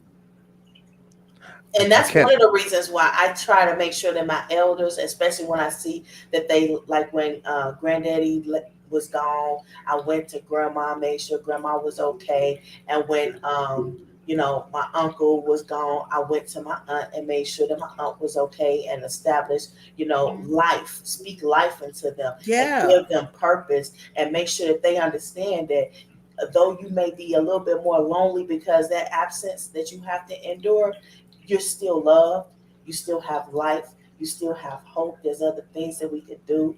But I didn't mean to cut you off, Jesse. Oh no, no, you're good. You're good. I was just gonna say, like, I can't. I cannot be the source of your happiness. I'm Mhm. just not supposed to be the source of your misery. Mhm. I have to be a contributor to your happiness and stay away from being the source of your misery. I love the song that Joe sang, and I do this a lot in at high praise. This song comes up often in my messages. Joe has one of the best songs out there in 90s R&B. He said, "I want to know what turns you on, so I can be the one." I want to know what turns you on, so I can be all that and more. I want to know what makes you smile. I want to know what makes you cry, so I can be the one to always make you smile. I want to be the one who is the source of your happiness, not the source of your misery. And I think Let that's where a lot of people really get me twisted, because I'm not apologetic for in that respect. I'm saying I want to know what it was that I did to offend you, so I can I don't stay even care. clear of it, because that's not my intent. And then when I come to learn that there's nothing I can do or say, and everything that I do or say, you're going to find it to be negative, I'm done with it. I don't even care what I did to offend you. Because Well, the only here's the reason why reality. I say that is because, come on now, we got a lot of, people who we don't know that we offend, and we offend them. Like when Not my Falana problem. walked up to that guy and wanted to take a picture, and she's like, "Well, wait a minute, I'm sorry, I didn't mean to offend you." No, not my problem. You got offended. No, you're because your offense is based off of your experience. Falana. I am literally a mailman. That's my husband. No, I mean this with all I'ma sincerity. stick I am by him. literally a mailman. My job is to deliver the mail. whatever that mail is, spiritually, naturally, emotionally, psychologically, whatever. I deliver mail. When's the last time you ever had a mailman knock on your door and say, "I'm sorry, I had to give you that bill"? No, they deliver the mail. If you're offended by the mail, it ain't my fault. As long as when I deliver the mail, I'm delivering the right mail to the right mailbox. Now, if I say something that is completely off about Falonda, right, and she gets offended, now I have to apologize because Chin check it coming. was the wrong mail to the wrong box. What you say, Philonda? Chin check coming. Yeah. We do not advocate for domestic abuse, ma'am. You will not try to Tina agree. Turner me. I don't think you should have to do that. Literally, sometimes. I don't think that people. I think that, and I do think. I do think that it comes down to how you engage in society. Mm-hmm. Because I'm that same way, and my wife knows I'm not going to apologize to you, right? If I know that what you just did was ignorant, stupid, ridiculous, you embarrassed yourself. It's not. Mm-hmm. It's not for me to go and sit there and try to constantly pull you out of that scorching pot that you put yourself into. The reality of it is, people gonna say what they gonna say. They gonna do what they gonna do. Mm-hmm. Now, if you could defend on what you saying with facts with me, and you can come to me and say, then I might be more apt to listen to you and go, okay, you know what, that kind of makes sense. But if you just pulling something out of your proverbial behind, I ain't got time to sit there and just be sitting there trying to play with you, because the misinformation, right, the sophistry, the bull that you putting out there into the world, right, could affect somebody, not just me. Somebody might hear our conversation and think that because I didn't say something to you because I just went, oh well, that I agree with you. No, I don't agree with you. You're an idiot, and maybe sometimes you need to be told that. Maybe God has blessed me to be the person that you had to come to in life to get to that level of life, that position, that place in life, to be told you're an idiot, right? And then go, whoa, what? But everybody told me that I was right. Nobody disagreed with me because they didn't want to hurt your feelings. I don't care about your feelings. This is reality. Now, I say that because I spent 20 years in the Navy. I don't have time. My worrying about your feelings could cost somebody their life, quite literally. So either you gonna do your job, or you gonna listen to what I'm saying, or you can go kick rocks. Get out of here. I don't care about your feelings. And I've had many a grown men, God is my witness, that have walked off with their feelings hurt, and later came back and told me, you know, Eddie, you hurt my feelings. Well, hey, bro, guess what? Somebody's life was on the line. I was chief of the guard, right? We got missiles. We doing a missile test. People could die for your feelings. Well, Ty is saying a lot over here. She got a whole script. Listen, I'm enjoying everything she's saying. I know, right? And I don't want to go over. I don't want to go into 3 hours, but yes, Ty is right. You have to get past the offense, and it's something about you that's making you feel like everything. Even if you got to laugh in their face. Even if you got to smile at them. My mama taught me to smile. I do it all the time. And just walk away. Walk away. What you say, Philonda? I do it all the time. Don't offend me. That will make them feel so much. They say things to you, and you go like this. My boy told me, he was like, Eddie, you don't know you do this, but you just walk off from people. When they say stuff to you that's stupid, you just get up and walk away. And there's been people quite literally going, you just leave? I'm like, yeah, because I was ignorant. It ain't nothing to say. Everybody who watched us realized he must have said something to him. Yeah, that's ignorant. I'm out. I don't have time. All right.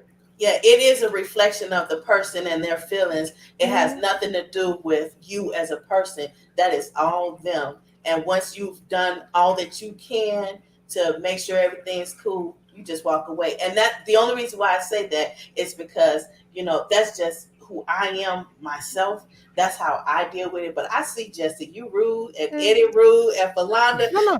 You It's not. I promise you, it's not rude. It's because everything I do in love. I'm just direct. I don't have the time or patience How? to tap dance around folks' soft feelings. I don't have the time. I got too much. Too much else. I'm accountable for. But let me For say, my I own ain't self. mad. I ain't mad at y'all. I'm not mad at Hey, y'all. you are a Look, receptive somebody got person, to right? do it. We are receivers as well as transmitters. Mhm. So here's the thing: if somebody came up and slapped you in your face, you gonna slap them back in kind, right? You ain't gonna worry about their feelings; they have offended you. So if you Actually, I'm gonna offend me punch you with twice, your but yes. words, you offend me with your what you saying, What then you say, hey, Jesse? What you say? in kind, I'm I, gonna you gonna snap back. I'm not gonna slap back. I'm gonna punch you twice because I, first of all, I I know. can't be I ain't gonna. even. I'm gonna I return the can't. harvest. Right. No, I can't be even. I got to be over. So if you slap me, I'm getting at least 2 or 3 shots in, and not gonna be slaps. I'm punching you. I'm hoping to knock you out. I'm gonna lay these holy hands on you, lay you out in the spirit, and I might pray over you as I'm raining down these fists from heaven on your face. Like I'm sorry, I had a flash. I'm sorry. But The yeah, slap that got me. Ty is absolutely right. Y'all not rude. Y'all real. Y'all keep it really real. So and that's and I like it. I like that in y'all. I like the fact that Right. y'all do what you gotta do. So I'm not tripping on that. But yeah, I'm not gonna return. I'm gonna return the harvest because you're gonna reap the harvest of what you sowed. Mhm. So that's just me. That's Here's your harvest. exactly. Springtime and harvest. Shabbat. I'm in the word. Hallelujah. My Bible teaches I got to give you a double portion. Hold on. Shaking and Uh, press together and that's running over. mhm. Because guess what? They'll never come back. They ain't Show gonna never come won't. back. They not once you let them have it, they ain't coming back for no more. They're gonna realize, nah, that's a real one right there. Let's just go on around our business right here. Yeah. Because I'm I not shouldn't taking have to no more of tell your you foolishness. twice. Yeah. I ain't got Ain't gonna be time no for that. twice. I got Hello. stuff to do. Here's the earnest reality of it. Like if you carry yourself in such a way that exudes a natural authority, not like you're trying to put it on, because you understand the realm that you walk in. It's rare that people try you. I haven't been tried since high school. And the only reason I got tried a whole lot because I was when in high school because I was 95 pounds as a senior, Mm. maybe about 115 with long straight hair, and they thought they could try me because they thought I played for the other team, and they quickly realized, no, no, no, I just like to have long hair. But I promise you, I'll put you in the grave. Once people began to realize I'm not the one to play with in any area, I stopped getting tried. I go. I was telling one of my supervisor today because me and Falana were looking at moving. I was telling her the area we're looking to move to, or this one place that I was looking at anyway. And she said, "Oh, I don't know if I would live in that area. Sometimes get crazy." I said, "I haven't been tried in any place I have ever lived in because people know me, and for those who don't know me, they get to know me really quick." The first 2 or 3 times I go either check the mail or I go to take the garbage out. I carry my baseball bat and my sword because I'm gonna let you know I'll hurt you and not think twice about it. I ain't scared of you. And when people recognize that, they tend to leave you alone. Are People you only carrying a baseball bat and a sword to the mailbox with you? hold on, sit Yes. right there. Hold on 1 second.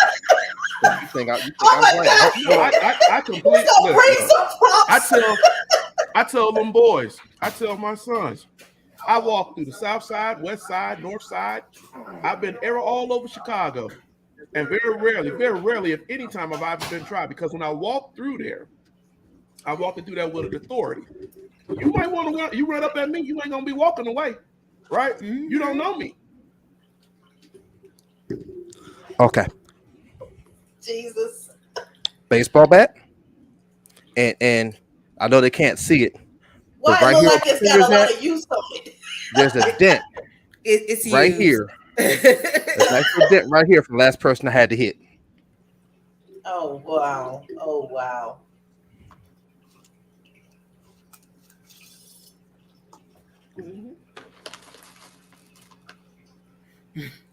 You look like you ready for what they call it, the Nice sword. zombie apocalypse. I'm ready for anything. I'm ready for anything. I don't play games. I don't play games. You're not gonna try me. If you're gonna try me, you're doing so at your own risk. But I treat not only my safety and my wife's safety, my family's safety like that. I treat life in general like that. The same way I don't care if I got to beat you with this baseball bat or slice you with the sword, is the same way I don't care about your feelings when I give words that I give. If I will tell my wife, who wasn't my wife at the time, that her happiness is not my priority, and I knew I was trying to marry her, do you think I'm gonna care about anybody else's feelings? I got to say some stuff too. For what? And I see, have to tell the truth. now we've reached full circle where women don't get that privilege, and men, you just do. No, y'all don't get that privilege because y'all don't If take it. she would have Y'all don't told take. you, now you telling me if Philanda would have told you some BS like that, like, look, I ain't gotta do what you want me to do, you would have still felt like, oh yeah, I'm a marrier. Uh huh. Because I I don't. did. I can't marry. I can't marry Philanda no must have punk. did that then. No, but I can't It's marry. on I her can't marry face. no It's punk. on her Hold on. face. I because of who I am, I need a strong woman. I can't have no punks in my corner. I need somebody strong. I need somebody who understands what to say. My wife has told me some very harsh and blunt things to people whose ears are not mine. And I had to take it, took it to God, and realized she was right. And the whole reason I'm pastoring right now is because she said, "How long you gonna be Bishop's lackey?" She called me a lackey to my face, and I had to eat it, and then go back to God about it, and then realize she was right. Like Now, Philanda, what was his real response when you said that? Who was you Divorce talking on the to? table, exactly. He Don't was dress like, it up who? no, now.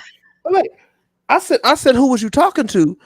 But I still ate it though. I never came at her disrespectfully. I never said she needed to back down. The same way when I said to her that your happiness is not my responsibility. The look on her face was, "Who are you talking to?" It's the same because you have an innate initial reaction, a knee jerk reaction. But what I did after the knee jerk reaction is what I count. Yeah, I said, "Who was you talking to?" Because that's my natural reaction. I'm a very defensive person. But after I got up to who's you talking to, and it didn't take long, it was who you talking to, and then she went on to say, "You before when I met you, you was preaching, you was teaching, you was doing praise and worship, you was over the dance ministry, you were doing this, that, and the third." Like she named out 15 things, and then she said, "Now all you do is you stand in the pulpit and you cheerlead. How long are you gonna stop being his lackey?" I had to eat that, and she said it in a way to let me know she didn't care how I felt about her saying it. She had to say it. Now, Philanda, is that true that you did not, you weren't concerned about his feelings, or was No, that like a Freudian slip and you had to just go with it now that it's out? no, no. I said exactly what I meant. I was like, look, you're a glorified cheerleader. I was like, even Mhm, worse, you bitter and you poisoning the people. mhm. Time to move Mm, on. Time to mm, move on. This is what God mm. had called for. See, unlike some people think, well, all of God's words are coming down. They're just gonna be sugary and flowery and glorious. That ain't our relationship. Mhm. So I was It like, ain't been look, it's even in the Bible. They, yeah. right. I'm like, look, look, Peter, get off the pot. Either you're gonna sit here and be mad or get up and move because it's time. It's time. Here's what I do. I teach people this all the time, and when they're dealing with relationships. I tell them, you cannot expect somebody to bring something to the table that you're not willing to bring that yourself. So I can't expect her to be able to hear my blunt words with no filter and me Mhm. not be able to hear hers. Yeah. That's not balance. I have to be able to hear them too. And that's not the only harsh thing. She says harsh stuff to me all the time, but she says it. Yes, you do. Yes, you do. You are not America's sweetheart. Yes, you do. But she said, but when she says it, her every time she has ever said anything harsh to me, or what people would say is feel is harsh, she has said it because she loves me and wants me to be better. When we get out of our feelings and recognize the context and the methodology behind what is said, we can stop being so offended by stuff. Okay. We're offended by the truth. I saw Ty say that earlier, that we're offended by the truth. We're offended by the truth because we don't ever want to be confronted with the truth. The reality is the truth doesn't hurt. What the truth makes us see hurts. Mhm. The truth of me being a lackey didn't hurt. The truth that being confronted with seeing, oh, because I'm a lackey, that means I'm out of God's will. I'm not doing what He called me to do. I'm failing the things He's called me to. That's the part that hurt. And because we never want to confront that, we try to avoid the truth. Mhm. I can't afford to avoid truth. We can't afford to, and as black folks in general, we can't afford to avoid truth. We have been fed way too many lies in this country over our entire history. We cannot afford to not confront truth. It's time we start confronting truth. Go ahead and deal with the exposure can hurt, but we need to get hurt because the reality is hurting. When you feel pain, one, it lets you know that you're alive, and two, it also lets you know the healing process takes place. I broke my ankle a few years ago, and it hurt more being in the cast when the bone was resetting than it ever did in the break itself. Mhm. Pain is an indication that there's things healing. We don't feel pain because we salve over the pain with the jokes, and we salve over the pain with stuff, and we salve over the pain with all this stuff. If we just go ahead and deal with this pain, let this pain heal, and we come together, we'd be a whole lot better. We don't do that because we want to pacify everybody. We are probably the most passive race of people on the face of the earth.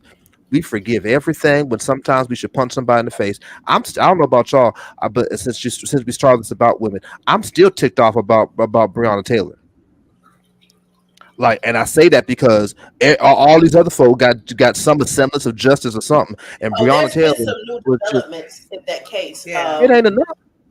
Even if they charge But them now, she didn't way even too get the much. rage. Like we weren't even as, and here's my personal Hmm. beef with that. We as black women were not upset about her as we were about George Floyd. That's a We as fact. black women went out to protect black women. But am I my sister's keeper? No, we did not do that. We I, as black women let her, it is taking way too long for her for even be saying this. We as black women, we didn't advocate for her. What was her pictures? What was the saying her name? What was the us calling Congress and all of our lawmakers? None of that happened. But George Floyd, they rioting in Africa for his death. Mhm. But we as black women right here in America, we didn't advocate for her. we were doing way we more we are advocating for part of the George than we problem ever with did for us her. as Yep. black women. We And all that's one of the reasons why I really want, I feel a need to, like, you and me get on here and put some women out there. And it would be cool, kind of cool if you, me, and a couple of other women can get on here and talk I about would love that. postpartum. And I think that would be really cool because it's not out here. And a lot of the things that we're vulnerable with, and we put it out there because, like you guys were saying, guys don't know all the things that we are so vulnerable with and how we feel about different things because we don't have a voice of these things. And I feel like we should. And that's why I wanted to pick you because you're so open and honest and blunt about it. And you're not really concerned about, how anybody feels about your testimony. And I get that because that's how I am.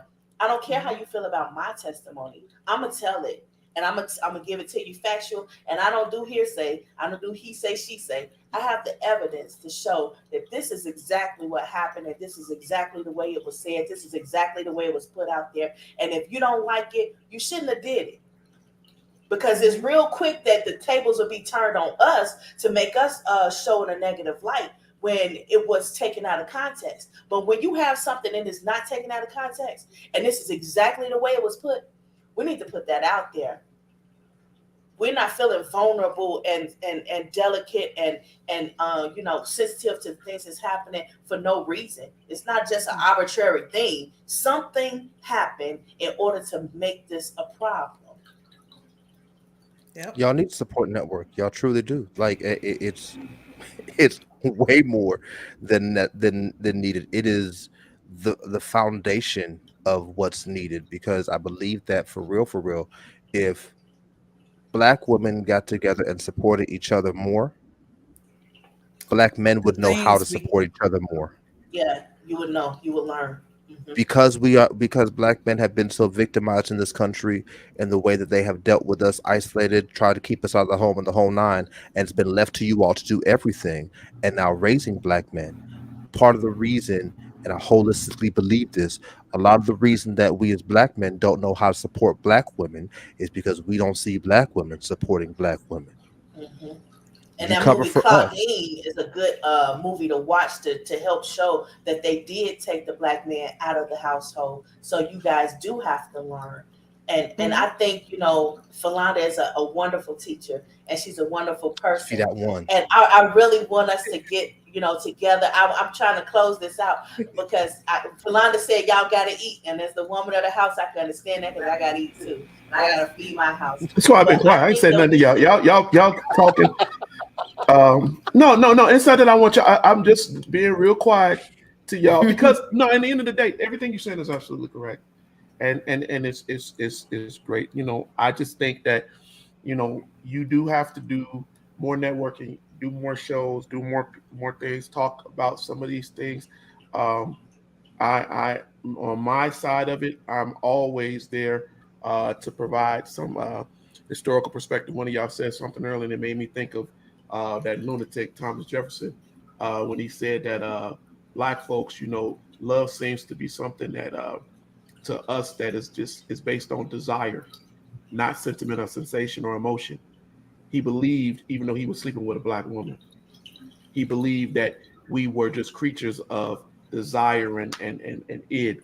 And so and then unfortunately, those things get out into the public. Those things are taught. Those things are still taught in our schools. Those things are still taught to our kids. So we're taught, even if you don't remember it, subtly to us, and it affects us. Mm-hmm. And unless we communicate, talk, do shows like this, uh, that stuff it gets lost. That's the challenge. That's the whole purpose. And I appreciate it because I'm sitting on here, in the background while y'all see me doing. I'm constantly running Erudition all the time, right?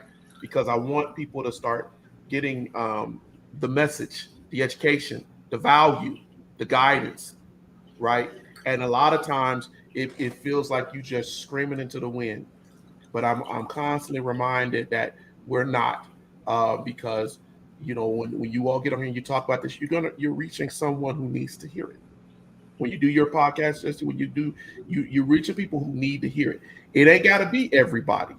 Mm-hmm. It might be that one or two that needed to hear it that day to take them off the edge, right? Because they was about ready to feel like they the only one going through it. So, um, yeah, I appreciate you all, and doing this show. I wasn't going to come on, like I said, I was going to be in the background, which I kind of still am. I'm still working while I'm listening to you all.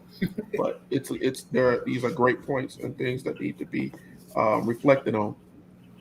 So Tina, you go So ahead and next time, thank you, Eddie. So next time, Philanda and Jesse, we definitely love having you on. You definitely make it very colorful and fun.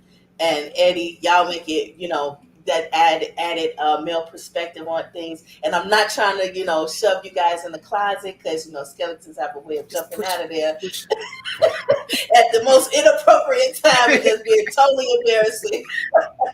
But I definitely want to focus in more on the women's perspective, especially in light of everything that's going on with the reverse of Roe v. Wade and how it's kind of making women more of a slave than a free a free person, a free human being. So I definitely want to get more perspective of women on. I still have the Monday shows. You guys can come on and we can all get together on the Monday shows.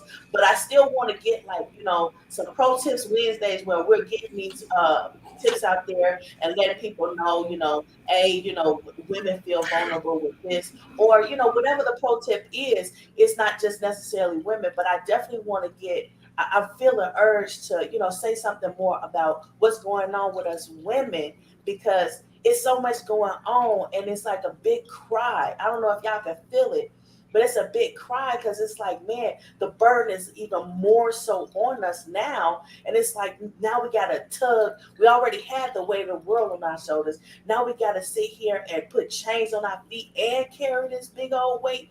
And it's like, it's so much more of a burden. I don't want to see women feel so hopeless and hapless that they're now doing things in light of what's happening to them because they're afraid that, oh, I'm just going to die trying to have this baby anyway and nobody cares, or I'm going to be subjected to whatever my husband think or whatever this man in my life over me. is forcing me to do or making me feel like I have to do. I think it's more now than ever before. We women need to speak out and say some things and get out here and flood the highway, the internet highway, with information that us women can use and feel comfortable with. And it just not just one aspect, because I've seen some women get out here and they're talking about how to wash themselves, how to clean their hair and stuff. But it's a different thing, like you were talking about postpartum, Philanda, earlier. That's a mental and it's a emotional, and it's a physical, and it's also a medical thing. And we're not really talking about that. And we do need guided perspective on those aspects. And I feel like, if you with it, I'm with it, sis. What I mean, Let's do a women's series. I'm here for it. and let's get some more women on here so we can get different perspectives and different sides and different Mm-hmm. testimonies. But I don't know about you, but I'm really feeling like, we need some help. It's a lot of men out there that they're going out here doing some really dark things and making it difficult. But it's us women who don't get the chance to say, ouch. We don't get the moment in our life to say, take the time to remember and feel like, oh man, I didn't even recognize that hurt. Like you were saying, you didn't have time to recognize that you were hurting and you were in pain and in need of help. And I think that if we get out here a little more and say, ouch, or we get out here and make it, put it out here that this is a way that we can hurt, like you were saying. And that's why I want to see more, hear more of what you're saying, so we can get more definition and explore that a little more and see what defined your postpartum, for example, because your postpartum is not the same as your mother's or your daughter's or a lot of the other women, but they'll be able to make that connection a little bit better, having had different people's perspective on how that happened and how it might be that I didn't realize that was happening. And then the men that watch, they'll be able to see how they can support us and how they can, help us, because there's times when a lot of times when women miscarry and they don't know that they miscarry because it was so early on, but they feel some type of way, and men can blow that off and they can be like, well, you weren't really pregnant. Now hold on. My body knew I was pregnant. My body went through some changes, and there's some things that happened, and I don't want to just blow that off, but I don't want to dwell on it. I don't want to continue to live through it. So I want us to get on more and talk about those things that impact us women, so that men, like Jesse said, can learn how to love us and support us and help us. Works for me. What I was trying to say, Tina, earlier, was that we also have three other different things that we're doing right now. One of the things that we're doing right now is a new show called Erudite Insight. Erudite Insight is a show that is much like a TED Talk, and we will be accepting people sitting in 10, 11, minute things that actually relate to what we actually go through in African American life. Not just, hey, I want to talk about how boogers could be a good source of protein. I don't want to hear TED Talks like that, right? I want to actually get some things out here that we can do, that we can actually talk about in that regard. So Erudite Insight is a new show. You all will start to see certain things on that, where it will basically give, it's not long, 8 to 10 minute spiel on whatever, right? Maybe something that you went through in life. Maybe it's about mental health. Maybe it's about whatever, right? But something that is directly impactful for African American culture, because I get frustrated with, I like TED Talks, don't get me wrong, but I get frustrated when they're getting on there talking about stuff that is nonsense, that does not affect the violence and the issues and the killings, the Breonna Taters, the women who are being killed out here, the Atiana Jefferson, all these people who have been killed and murdered, different things that actually affect our communities. So what I wanted to say earlier was that that is something that we're doing.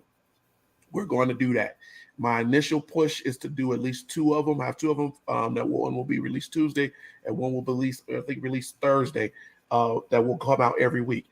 If we get more people involved, people can record and send whatever. whatever they're going to send to me, it's the mechanism I'm designing for that. We can get more on throughout the week. And we can actually get Black people who could get out here and teach and mentor men and women, right?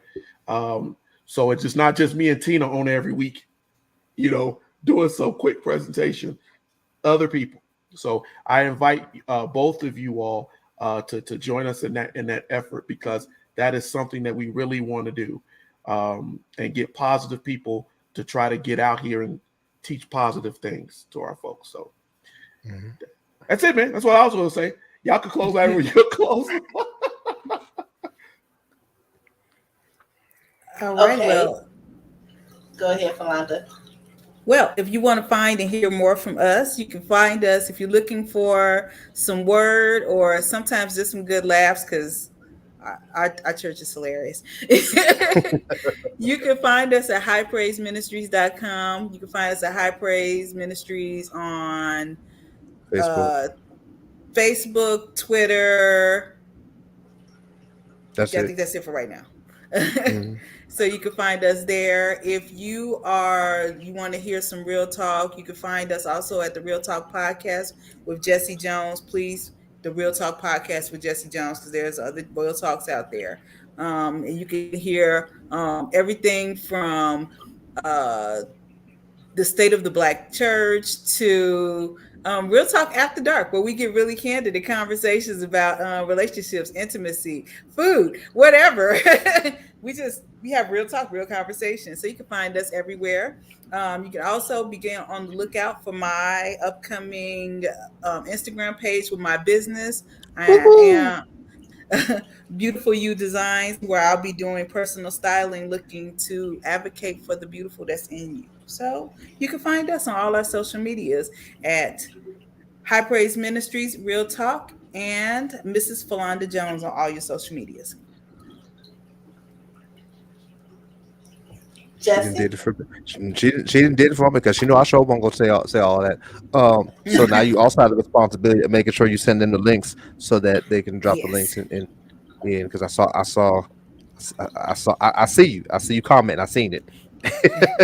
So make sure you get them the links and everything. Okay, I wanted to make sure I gave Philanda the option to close so she can do her spiel. I'm very happy for you doing your business, sis. Rock on. I'm looking forward to seeing some of it, though. Don't just come on here saying it. I want to see some of the products. Where the products at? Where the products So at? I've done 2 photo shoots, so those will be coming up, and I'm actually this Saturday styling my first concert event. Okay. All right now. So for the artist Kyla Chica, will be having her album release party this Saturday. So I will be styling that event as well. Okay. I look forward to seeing your work and seeing what it is that you produce. And keep make sure you drop that link in there so we can definitely get the viewers to see what you're doing. And like I said, don't be coming on my show getting all quiet and all over sanctified when you're not even like that in real life. You too, Jesse. Now I saw you. I everything asked you got for on, me. and you just was like, I'm gonna get back in that turtle shell. I said, y'all don't have to do that for me. I'm who I am, so you be who you are. I'll be in the shell because I'll go off on long tangents. So my shell is more so to to cut me off than it is to be nice. I once I get going, a preacher mode kind of takes over. If you know anything about black preachers, you can't handle black preacher mic and then not talk for 15 minutes. So I'll be trying to be mindful of everybody. That's why your wife there. That's why your wife there. I don't pay attention to her service. She do that service. She'll be like this in service, and I'll still be like, I see that. And anyway, so God said, yeah. So, so I got to keep myself, Okay, it's always a pleasure to have you guys on, and you guys can always hit me up whenever you guys got something that you guys want to say or you want to put out there to the public, and just come on. It don't have to just be one way of one-sided. I just wanted to give you guys some time to deal with the absence that you all are currently dealing with, and not be because this is just chill, it's relaxed, it's just YouTube. If we were on a network and a TV gave the time slot and we had to be on point, then I understand. But this is very casual. You know, it's unless God elevate to that level, then we'll just, you know, be casual with it. So you guys, you know, hit me up. And with now that you guys got yourself back together on your feet and everything, hit me up whenever y'all ready or whatever, and we'll see what we can do again on another show. Yes, Thank you ma'am. all Yes, for ma'am. Appreciate it. coming. Thank you for having us. We appreciate it.